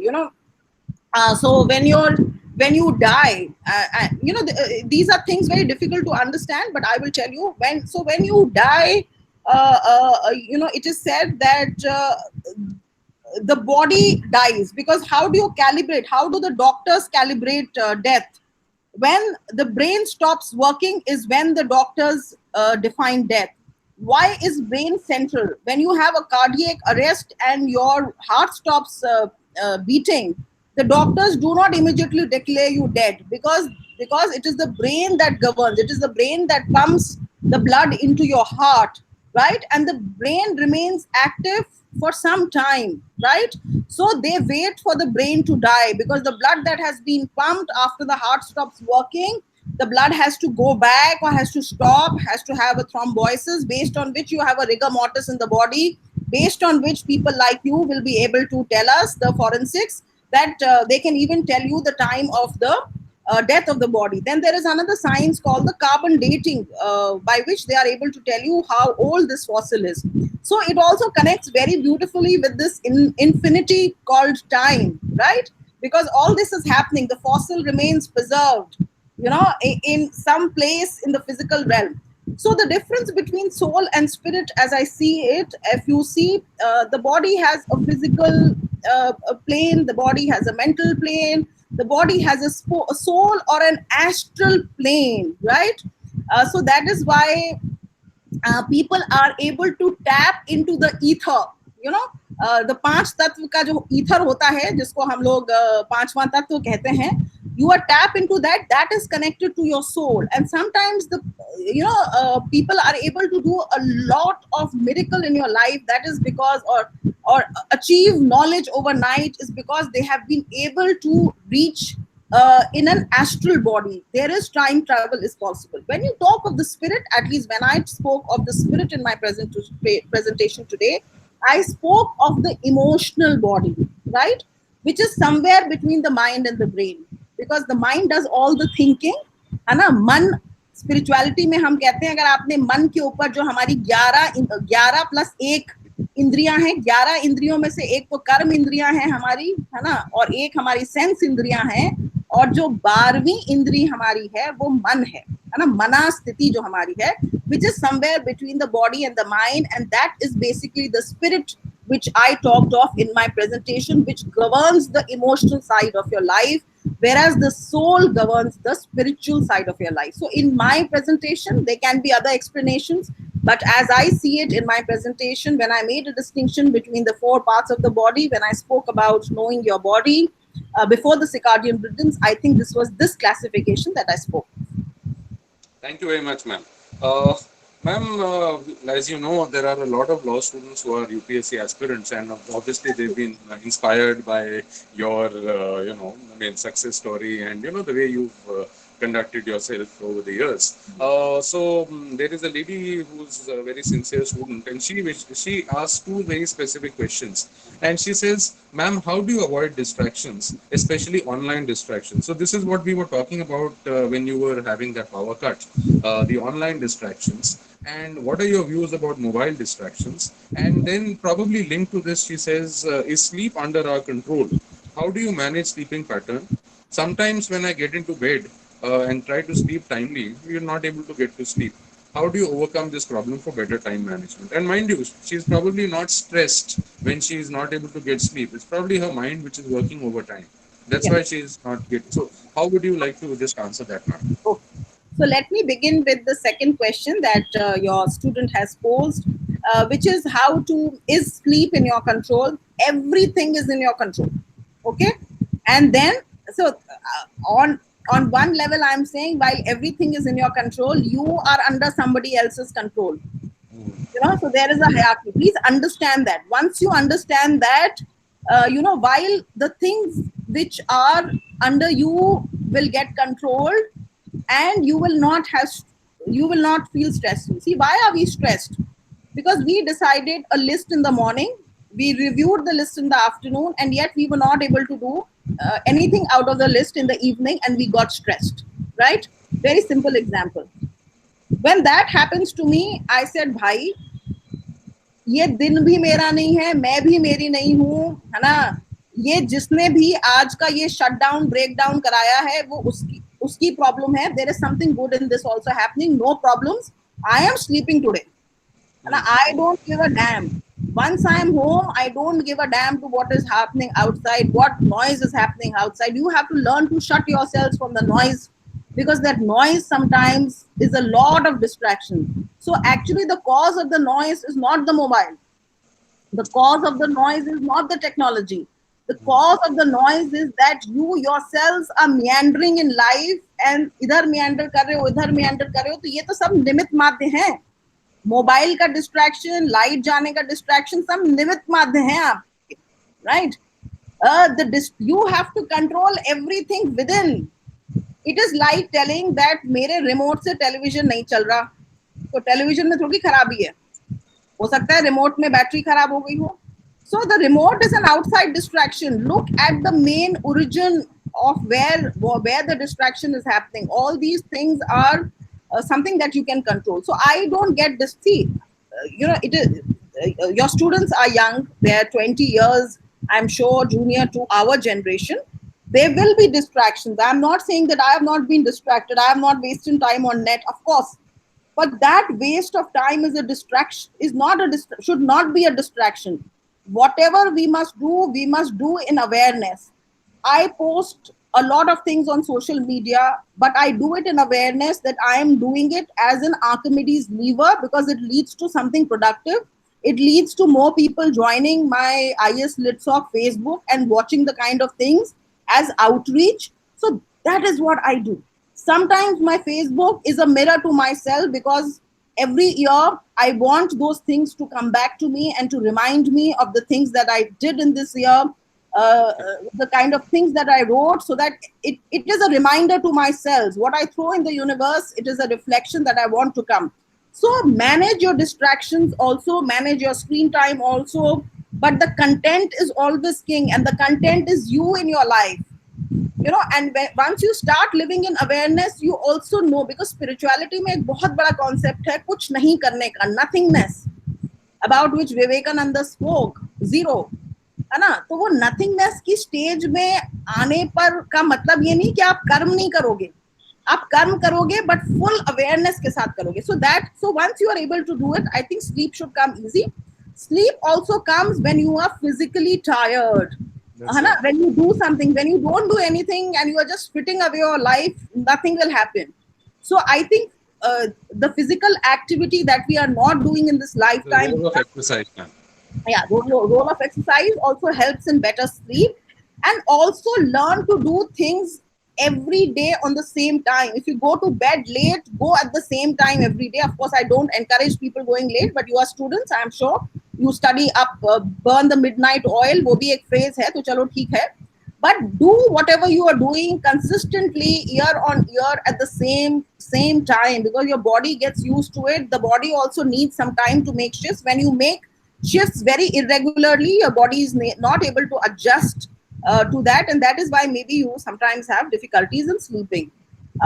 Stress, of course, I'm not mentioning because you mentioned already. The second thing that you mentioned, I think the second part of the question was, uh, can you remind me what it Yes, was? ma'am. The second thing that she's saying is that, Uh, online distractions, yeah, which you already spoke about. yeah, I think. Yeah. So thank you, ma'am. I will just move on to one more question, rather two more questions. And so this is again, आपने जो time management की बात छेड़ दी, उससे बहुत सारे लोगों के तार छिड़ गए हैं, ऐसा लगता है. And so there is a gentleman who is asking, ma'am, how do you balance personal life, that is time with family, friends, significant other, and these people expect time from you, and you require time for your own self, that is me time, time for your own development. How do you deal with sad faces when you don't give them time? ये बड़ा अच्छा सवाल है. हाँ, नहीं नहीं, बहुत अच्छा सवाल है. तो देखो, यू हैव टू डिसाइड. मैंने आपको अपना स्केड्यूल दिखाया था, आप लोगों ने पता नहीं देखा या नहीं देखा. मुझे देखो, दो चीजें हैं. Too much of time and bad quality time spent in arguments, spent in doing useless things, Negativity, negative negative things. with the family, fighting over the phone, fighting in person, and then you say हम तो पूरे दिन घर में थे तुम्हारे साथ. So I think you also learn, you also need to learn to spend quality time with your family. See, this is an argument that should be made, is now being made when women have started working professionally, and the society keeps asking the same question कि अगर माएँ घर से चली जाएंगी पढ़ाने के लिए या नौकरी करने के लिए, तो बच्चों को माओं का जो समय मिलता है वो समय घट जाएगा, फिर बच्चों की अपब्रिंगिंग अब कैसे होगी. So mothers have always said that we are spending quality time with our children. So I think the quality of the time that you spend with friends is important. आप अगर समझते हो कि पार्टी में बहुत सारे फ्रेंड्स को एक साथ मिल लेना जो है, वो फ्रेंड्स के साथ टाइम स्पेंड करना है, या बच्चों के साथ पूरे दिन घर में रह के कुछ करना है. So you decide, because children also beyond a point don't want so much of interference. They also want the basics from you. So decide your family time, decide to have one meal every day with your family, decide to do interactions with your family, talk to your family. See, all that I also do. I am if you ask me, in fact I should have done it. If you ask me what is my priority in my life, I think my priority in my life after my own me time and everything is my family, my friends, because I'm already working. That is a priority already. So I think क्योंकि आपका job तो 60 तक रहेगा, but आपकी family तो उसके बाद तक भी रहेगी. तो फैमिली को जो लोग ये कहते हैं बहुत शान से कि मैडम मैंने तो जिंदगी में कभी छुट्टी नहीं ली अपनी जॉब में, मैंने तो कभी LTC नहीं ली, 20 साल हो गए या मेरे 40 साल हो गए नौकरी के, I am not enamored by such people, because the family will have no use for you when you retire and come back. The family will not be consulting you because they would have developed their own mechanisms of taking decision without your presence. So I think please find a balance. Be like the trapeze artist, know when to do when. In a crisis, you have to be there. You have to make a choice between your family and your profession.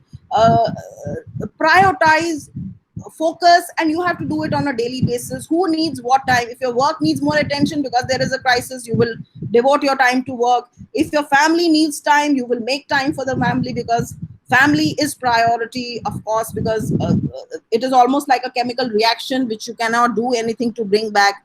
So I think अपनी life का focus बड़ा clear होना चाहिए. जब आपको अपनी priorities बहुत clear पता होती हैं, तो आपके लिए ये चॉइसेस बनाना मुश्किल नहीं होता है ना. तो get your focus in life right, and then I think everything will seamlessly flow. And time management, I repeatedly keep saying, is almost like breathing in and out. You don't decide ना कि बाहर सांस ज्यादा छूट रही है या अंदर सांस ज्यादा जा रही है, तो नहीं डिसाइड करते ना, जा आ रही है अपने आप जा आ रही है. तो वही जिंदगी की भी प्रायोरिटी है, फैमिली, वर्क, सब प्रायोरिटी अपने आप हो जाता है. फोकस क्लियर होना चाहिए आपको कि आपको सांस लेनी है. आप ये नाक बंद करके बैठ जाएंगे तो मर जाएंगे आप. तो यू हैव टू डिसाइड. और हाँ, नाक बंद करके भी कितनी देर आप बैठ सकते हैं वो भी आपके बॉडी के ऊपर डिपेंड करता है. कि अगर आप अभ्यासरत रहे हैं बहुत टाइम तक, योगा करते रहे तो हो सकता है 5 मिनट तक कर सकते हो। कोई एमेचर हो जिसने अभी अभी शुरू किया, हो सकता है वो 1 सेकंड से भी कम कर पाता हो। So it is how you raise your level in doing it perfectly, how you achieve perfection through practice and consistency depends entirely on you. आज के युग में मैम वो सांस रोक के रखना तो एक कला हो गई है, 40 सेकंड वाला रूल आ गया है। तो मैम आपने आज एक तार छेड़ दिया संडे वाला। You said that you know Sundays are special, so उससे हमारे 2 सवाल इंस्पायर हो रहे हैं। तो मुझे एक बहुत पुरानी कविता याद आ रही है, परिचय की गांठ। So you know, तुमने अपने प्रेम से करके, you know, that is how it goes. So anyway, so that Sunday effect, you know. So now I've got 2 questions on Sunday. Um, how should you plan out your Sunday? Should you take a break from your regular time so that you feel fresh for the next week, or do you continue with the same work as mostly time is very scarce और अपने आप उसको use कर लीजिए थोड़ा सा अपने deadline पुराने काम करने के लिए? और दूसरा सवाल इसी से जुड़ा हुआ है, रिसर्च एकेडमिक रीडिंग, ये जो सज्जन पूछ रहे हैं ये पीएचडी स्कॉलर हैं, तो उनका सवाल स्वाभाविक है। Research academic writing reading, newspaper, checking out legal developments, good shows on Netflix or Amazon Prime. Time in a day is not sufficient to finish up the former academic tasks. How do I prioritize? Netflix is never going to get a place in my life. And if I leave such stuff, then the feeling of not living your life is always there. देखिए ma'am 25-26 साल के लोगों को इस तरह के सवाल आते हैं दिमाग में, स्वाभाविक। थोड़ा सा उनके शूज में जाके हम अगर जवाब दें। जरूर जरूर। भाई मैं उस दौर से गुजरी हूँ जी। और मैं उस दौर में बहुत मूवीज देखती थी सिनेमा घर में जाके। इनफैक्ट मेरा बहुत सारा लाइफ का जो लेसन्स है वो मैंने मूवीज से ही सीखा है। So because there is no value judgement, something that I think forgot to mention in my slides, they don't have value judgement. Because मैंने यू नो इनफैक्ट कहीं लिखा भी था कभी कि जब मैं गवर्नमेंट ऑफ इंडिया गई तो जैसी मैं थी मैं वैसी ही थी। अगर मैं हंसमुख इंसान पैदा ही हुई थी, है ना, उसके लिए मैंने ज्यादा कुछ एफर्ट नहीं किया। तो वहां गई तो लोगों को मेरा इजी ब्रीजी मैनर में लोगों को लगा कि पता नहीं सीरियस है नहीं। जेएनयू में जब मैं पढ़ी थी लोगों को लगा ये तो मोटरसाइकिलें चला रही है दिन भर, गंगा ढाबा पे चाय पी रही है, बैडमिंटन खेल रही है शाम को। तो यार मुझे अपना होलिस्टिक डेवलपमेंट करना है, मुझे पढ़ पढ़ के बीमार क्यों बनना है, मुझे डिप्रेशन में क्योंकि आना है, मुझे खेलना भी है, मुझे कूदना भी है, फिजिकली फिट भी रहना है। चाय की तलब होगी तो कॉफी भी पीनी है ना, अपने उसमें भी अच्छा करना। और मुझे अगर मोटरसाइकिल चलाने का शौक है और किसी की मिल गई आसानी से, अपने पास है नहीं तो चला लेते हैं, थोड़ा वो भी प्रैक्टिस हो जाएगी। तो सब करना है मुझे। तो बट आपकी लाइफ मुझसे अलग है। तो देखो अभी हमारे जमाने में ये नेटफ्लिक्स नहीं था, ये अभी आया है। तो आप लोग इसी पे ग्रो करे हैं, हम ग्रो करे हैं। 3 घंटे मूवी देख के आए बाहर दोस्तों के साथ या फैमिली के साथ, फ्रेश हो गए और वापस अपना काम कर लिया। सी बैलेंस इज की, because otherwise you will fall into the trap of desire. देखो कुछ भी वो अति की चूक ना भली ना अति की भली ना भूल, अति की भली ना चूक। Yes, exactly that. So everything in excess is an addiction, right? Even your academic stuff, even being a workaholic, everything is addiction because everything has a domino effect. If you are going to office on Sunday, you are calling your staff, you're calling your driver, just because you like to work, or maybe work is an escape from the family sometimes, please know why you are working. Your work should have a productive outcome. और मुझे नहीं लगता कि कोई भी काम ऐसा नहीं है, मैं अपने आराम से ऑफिस में अपना सारा काम 6 बजे 6:30 बजे तक करके जा सकती हूँ। My staff is very happy with me because I unnecessarily don't make them sit till late night. I do not derive any egoistic pleasure from saying कि मैं तो रात को 8 बजे घर आती हूँ। नहीं भाई, मेरी एफिशिएंसी आप मेरे काम से देखिए। Don't look at my face. In fact, I wrote on my blackboard one day कि do not judge my seriousness from my visage, judge it by the read my note sheet. वो समय जमाना चल रहा था read my lips का, वो US में इलेक्शंस चल रहे थे, टैक्स की बात हो रही थी, तो मैंने कहा you read my note sheets, you will know how serious I am on my note sheet. But मैं आपको जोर का झटका भी दूंगी तो धीरे से दूंगी, मुस्कुरा के दूंगी, बिकॉज ये चेहरा मेरा चेहरा है ना, इसके साथ मुझे जीना है ना। I should be able short, to... ma'am, you don't judge a book by the cover. No, I don't. So how to plan your Sunday? देखो मेरा बड़ा क्लियर है। जब मुझे परीक्षित ने बोला कि मैडम ये सेशन करना है, संडे को कर सकते हैं या कभी कर सकते हैं, तो मैंने कहा देख, I am not going to do it on Sunday. If you remember, I told you that I am Yes, not going absolutely. to do it on Sunday. I can adjust on Saturday, right? So I said I will Okay. just do it on Saturday morning, but not Sunday. So I am very clear. Please learn to have your boundaries in life. And boundaries in life don't mean to hurt anybody. It is because you have to have those boundaries for yourself. I have a Sunday tomorrow. I don't have a single official thing to do on Sunday. It is free, just in case some crises happen, government decides to do a meeting. I'm available. I'm free. I'm sitting at home. I'm not going anywhere because I got all my ration pani, whatever I needed for the weekend yesterday when I came back from office. रास्ते से लेती हुए मैं आ गई. तो मेरे पास कुछ नहीं है. I don't call my driver on the weekend because I also want him to have a happy family life. I want him to come fresh in the morning on Monday. So take care of your staff, take care of your Sunday. Tomorrow when I wake up in the morning, I will continue to do the routine things like wash my clothes in the morning, do what I do, my prayers, my everything, my exercises. I will read in the morning. I've started reading all the 25 Gitas. There are 25, 26 Gitas. So I've read 4 of them. So I get up in the morning while I drink hot water. I start the Gita and then see how many days it takes me. So I devote my day in the morning, spend my then I get up and see what I need to do, how I feel, what needs to be done in the home because I have a very busy weekday. So मैं सोचती हूँ मुझे क्या करना है, अपने पौधों का ध्यान रखना है, अपनी बॉटल्स पेंट करनी है, आज मेरा क्या मूड बन रहा है, क्या कागज ठीक कर लूँ अपने ऑफिस के. So I take it as it. Then I also do my pending stuff, look at my list and see, oh, this I have not been able to do. So take some time, generally relax, sleep a bit in the afternoon. So I also catch up on sleep if I have lost on sleep on the week.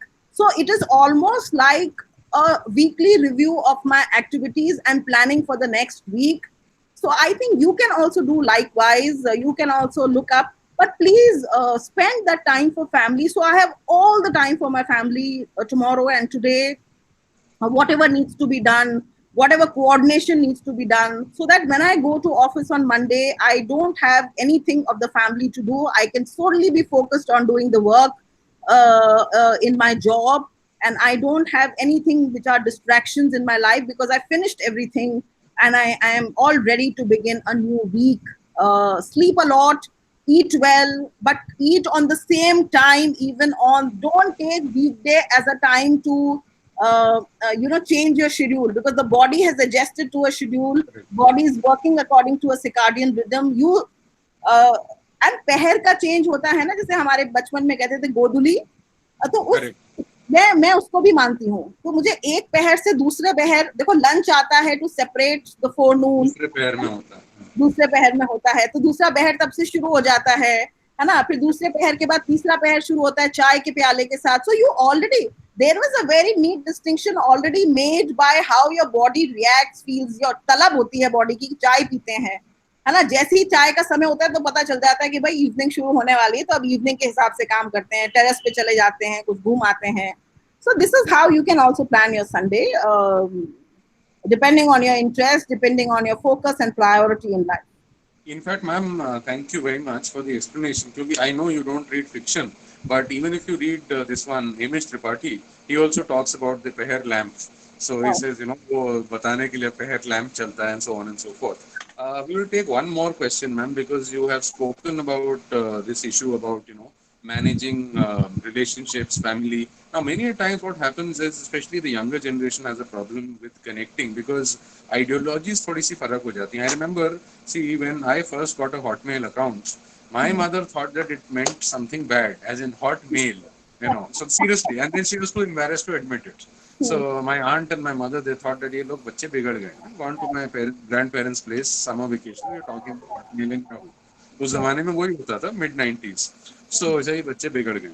So anyway, so but so the question that is coming is, uh, we are talking about establishing good communication with family members and others. Often there are ideologies which are not matching. Now, what do you do when lack of understanding is there, which leads to trust issues? It's not that, I gave a perfectly honest, simple example.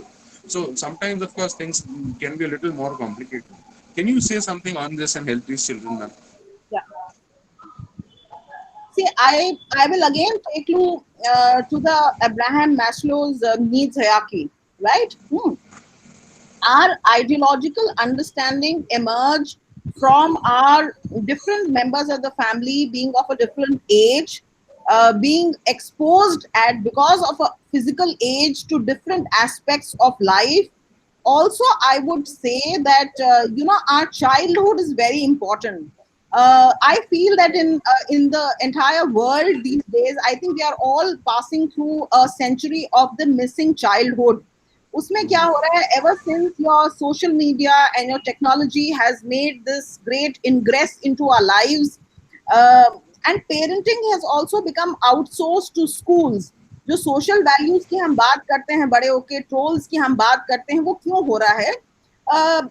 Because people have not got the attention. Why is the world becoming so unkind to people? I think you had posted something on your Facebook where you spoke of how young generation were trolling their teachers and making them cry on screen. Nonsense, absolutely. Absolute nonsense. Yeah, no, it is very bad. Where is this unkind behavior coming from in the children? Aren't they ashamed? It could have been their father. क्या हम वो empathy हम देख नहीं पा रहे हैं क्या? वो क्यों हो रहा है? And this is not coming from a lack of ideology. इसमें क्या ideology है? ये कौन सा ism वाली ideology है? मुझे नहीं समझ में आता. I think kindness is very, very universal. क्या आपको दूसरे का दुख आपको रुलाता नहीं है? Sometimes I see videos and I start crying, thinking, this is what we have come to. So I think I would like to lay the blame on both the parents and the children for this, and I'm not cutting. I'm being absolutely candid. Because I cannot not afford to be candid at this point.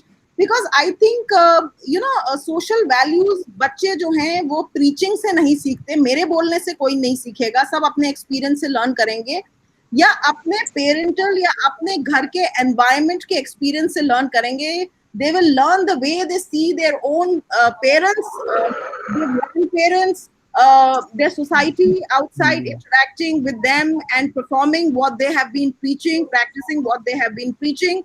So I think all these issues of lack of trust, lack of confidence, lack of understanding about technology, तो समझ में आता है कि hotmail बुरा था, है ना, वो समझ में आता है, but वो technology का lack of understanding हो सकता है.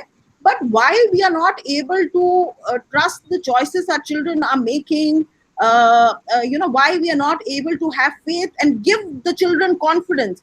Like, my mother, I will tell you one example from my own school life.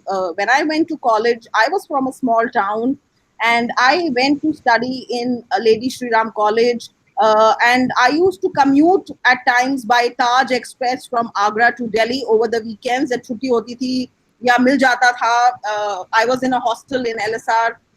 So, my Residence hall. Residence hall. So my mother was always very worried. So I one day asked her कि आप मुझे trust नहीं करते हो क्या, इतनी चिंता करते हो, कभी किसी को भेज देते हो रेलवे स्टेशन को पिकअप करने के लिए. So my mother said something very nice which I want to tell all the children and also the parents, that my mother said, beta, I have absolute blind faith on you. I trust you entirely, but I don't trust this world. So that is a distinction. So then I understood where her concern was coming from, and I accepted all the safety, all the overprotection that she was extending to me, because it was not because she didn't trust me. It was because she didn't trust the world outside and their reaction to my being. So sometimes I think dialogue, because देखो अभी मैं गीता भी पढ़ रही हूँ, और गीता हम लोग सब जानते हैं कि वही जो भगवान श्री कृष्ण ने अर्जुन को कहा था, केवल वही गीता नहीं है. जितने भी संवाद हमारे संसार में हुए हैं दिव्य जनों और बड़े बड़े राजाओं के बीच में, उन सब से अलग अलग गीताएं उभरी हैं. बिकॉज गीता का मतलब ही है संवाद. हम भारतीय संस्कृति की बात करते हैं, और ये शायद जो बच्चों के अगर पेरेंट्स उनके साथ कमरे में बैठ के देख रहे हैं, तो मैं उनको कहना चाहूंगी, जब आप भारतीय संस्कृति की बात करते हैं तो हमारी भारतीय संस्कृति में 26 गीताएं हैं.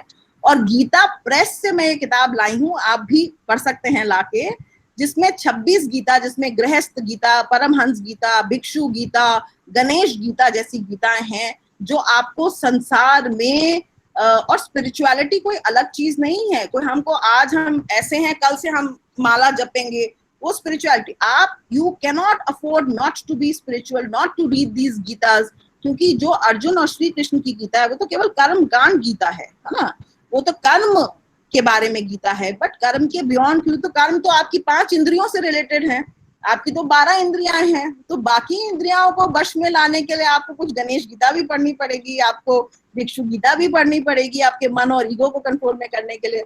तो मेरा है कि अगर कहीं पर डिस्ट्रस्ट है तो माय ओनली वन मोनोलॉग और is or one simple solution is please have a dialogue. We have had it. My mother has always encouraged a dialogue. She believes in metaphysical what you say lectures, and we've grown up on this Panchatantra ki kahaniyan and dialogue. So I think बात करें, और हमारा एक Friday को complaint day होता था जिसमें हम तीनों बच्चे जो हैं, we are 3 sisters, so we would raise our complaints and my mother would address those complaints because she wanted that we should, society में अगर आप चाहते हो कि आपके बच्चे प्रश्न कर सकें, जवाब कर सकें, स्पिरिचुअलिटी में भी कहते हैं कि जिज्ञासु जो होता है उसका दर्जा जो होता है वो ज्ञानी से ज्यादा होता है, तो अगर आप जिज्ञासु बनेंगे तो आपके पेरेंट्स आपको सवाल पूछने पर अलाउ करेंगे, तभी आप बन पाएंगे ना, अच्छे भी संस्कार भी तभी आप पे आ पाएंगे। तो अगर आपके पेरेंट्स ने वो किया है तो बहुत अच्छी बात, आपके पेरेंट्स ने नहीं किया तो कम से कम जब आप पेरेंट्स बने तो आप अपने बच्चों के लिए कर दीजिएगा। तो I think this way we can become the change that we want to see और that we have not had. Please, your children are not your route to your fulfillment of your aspirations. Your children are everybody has a divine father which is the ultimate creator. You are only trustees of your children. Don't take them as your possession. वो आपकी चीजें नहीं हैं जिन पे आपको कोई अधिकार जमाना है, वो भी उतने स्वतंत्र हैं। This is their journey in life. भैया चिल्ड्रन सारे जो आज बच्चे सुन रहे हो जाके घर में रिवेल मत कर देना नहीं तो doctor Parikshit Sirohi will be held guilty. I am just a guest lecturer today. No, I take full responsibility for as the organizer, ma'am. So absolutely. So अगर बगावत होती है तो हम तो बोल देंगे कि that's fine. Okay. So ma'am, one last question. I know I've said this to you 2 times already. ये आपने थोड़ा सा कहा था, आपकी UPSC सक्सेस के बारे में कहा था, उससे थोड़ा सा लोग प्रेरित हो रहे हैं और कहते हैं साहब मैं जो है वही टाइम मैनेजमेंट और इस तरह की जो चीज़ें हैं, आपने कहा कि I was able to manage badminton also and academic activities also and India International also and all of those things. So somebody says that look, I want to prepare for UPSC also and I want to prepare for judiciary also, because end of the day these examinations are all very competitive and you really don't know where you will stand. So he wishes to know that is there any magic mantra as to how he can manage things together. So he was very insistent that this should be done. So I'm definitely take it up. Okay. So I think that's a very interesting question because I will tell you how I have always learned to do something called reverse engineering in my life. जो मुझे outcome चाहिए उसको पाने के लिए मैंने reverse काम किया है और डेडलाइन भी वैसी रखा है, because UPSC as you know is a exam more of stamina, it is a longish exam. अगर यूपीएससी का एडवर्टाइजमेंट 1998 में आता है तो आपका रिजल्ट जो है वो 1999 में आता है ना, so it's a 1 year long process है ना।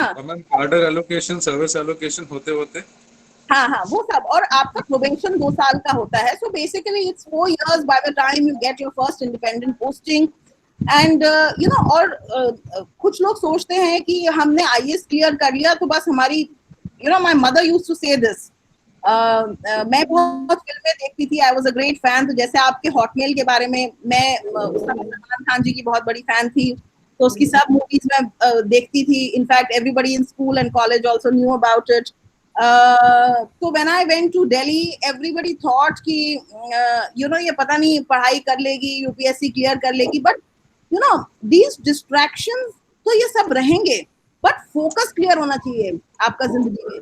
तो जो लोग यूपीएससी करना चाह रहे हैं और जुडिशरी भी करना चाह रहे हैं, you want to do 2 things. There is a difference between multitasking and there is a difference between doing something out of fear.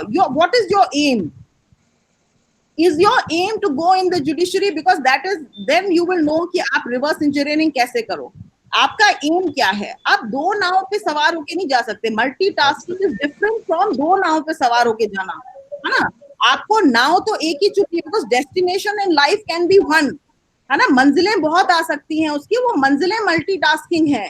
But आप ये नहीं कह सकते हो कि मैंने ट्रेन की टिकट ली काश्मीर जाने की और फिर मैं सोच रहा हूँ कि मैं काश्मीर से चेन्नई भी चला जाऊं. तो then these are two different things. आप दिल्ली से कश्मीर जा रहे हो तो बीच में आप जो है जम्मू में रुकती हुई गाड़ी जाएगी, आप जम्मू में उतरे, आपने कुछ खरीद लिया वहां से, तो वो मल्टीटास्किंग में आ जाएगा, या आप पेपर पढ़ते हुए चले गए. So, trying to do UPSC and judiciary at the same time, that is not multitasking. I think that is trying to do, two things at the same time, which are, sawar on two different boats at the same time. So I think we have to make a distinction. You have to be very clear in your mind, because why are we operating from a sense of fear? If our goal is UPSC, we should be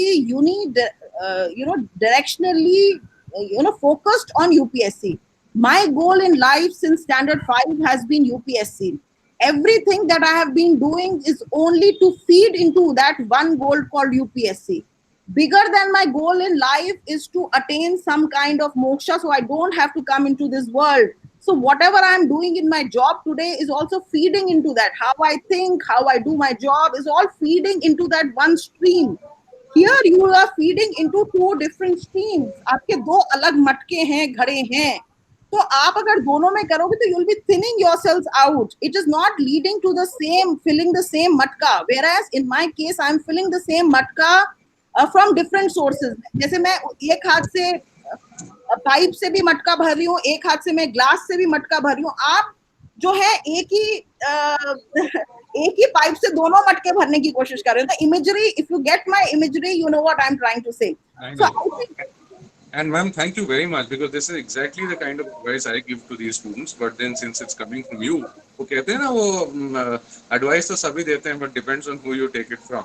So coming from you, obviously it has more value. So thank you very much. So with this, we have come to the close of today's session. Thank you very much, ma'am, for devoting 2 hours for us and for coming to the university, which is your alma mater, so we can literally have some claim for you. And I would now like to invite my student, Mr. Abhishek, to propose some vote of thanks. Thank you very much. Abhishek, please continue. Thank you very much. Thank you so much, sir. Thank you so much, ma'am. On the behalf of the organizing committee of the event, I would like to forward my sincere thanks to Ms. Mugdha Sinha, IAS. Her insights towards time management will essentially be helpful for the to the budding lawyers like us, who find it extremely difficult to manage our work with personal life. I have myself suffered in my personal life and mental space due to bad time management. I'm extremely thankful to Dr. Parikshet Sirohi for arranging such an intriguing event with such a wonderful resource person. And thank you so much for giving me an opportunity for being a part of this event. I am extremely indebted to the fine online gathering of participants that have spared their time from their cozy Saturday morning for joining our event. I deeply thank all the students who joined us in the hope of making their lives more symmetrical. I sincerely hope you have gained great insight from this talk, just like me. In the end, last but not the least, the organizing team for putting up this enriching event and trying to make it a seamless experience. Once again, thank you so much and have a wonderful Saturday. Thank you, everyone. Thank you. Bye-bye. Thank you very much. Bye-bye. Bye.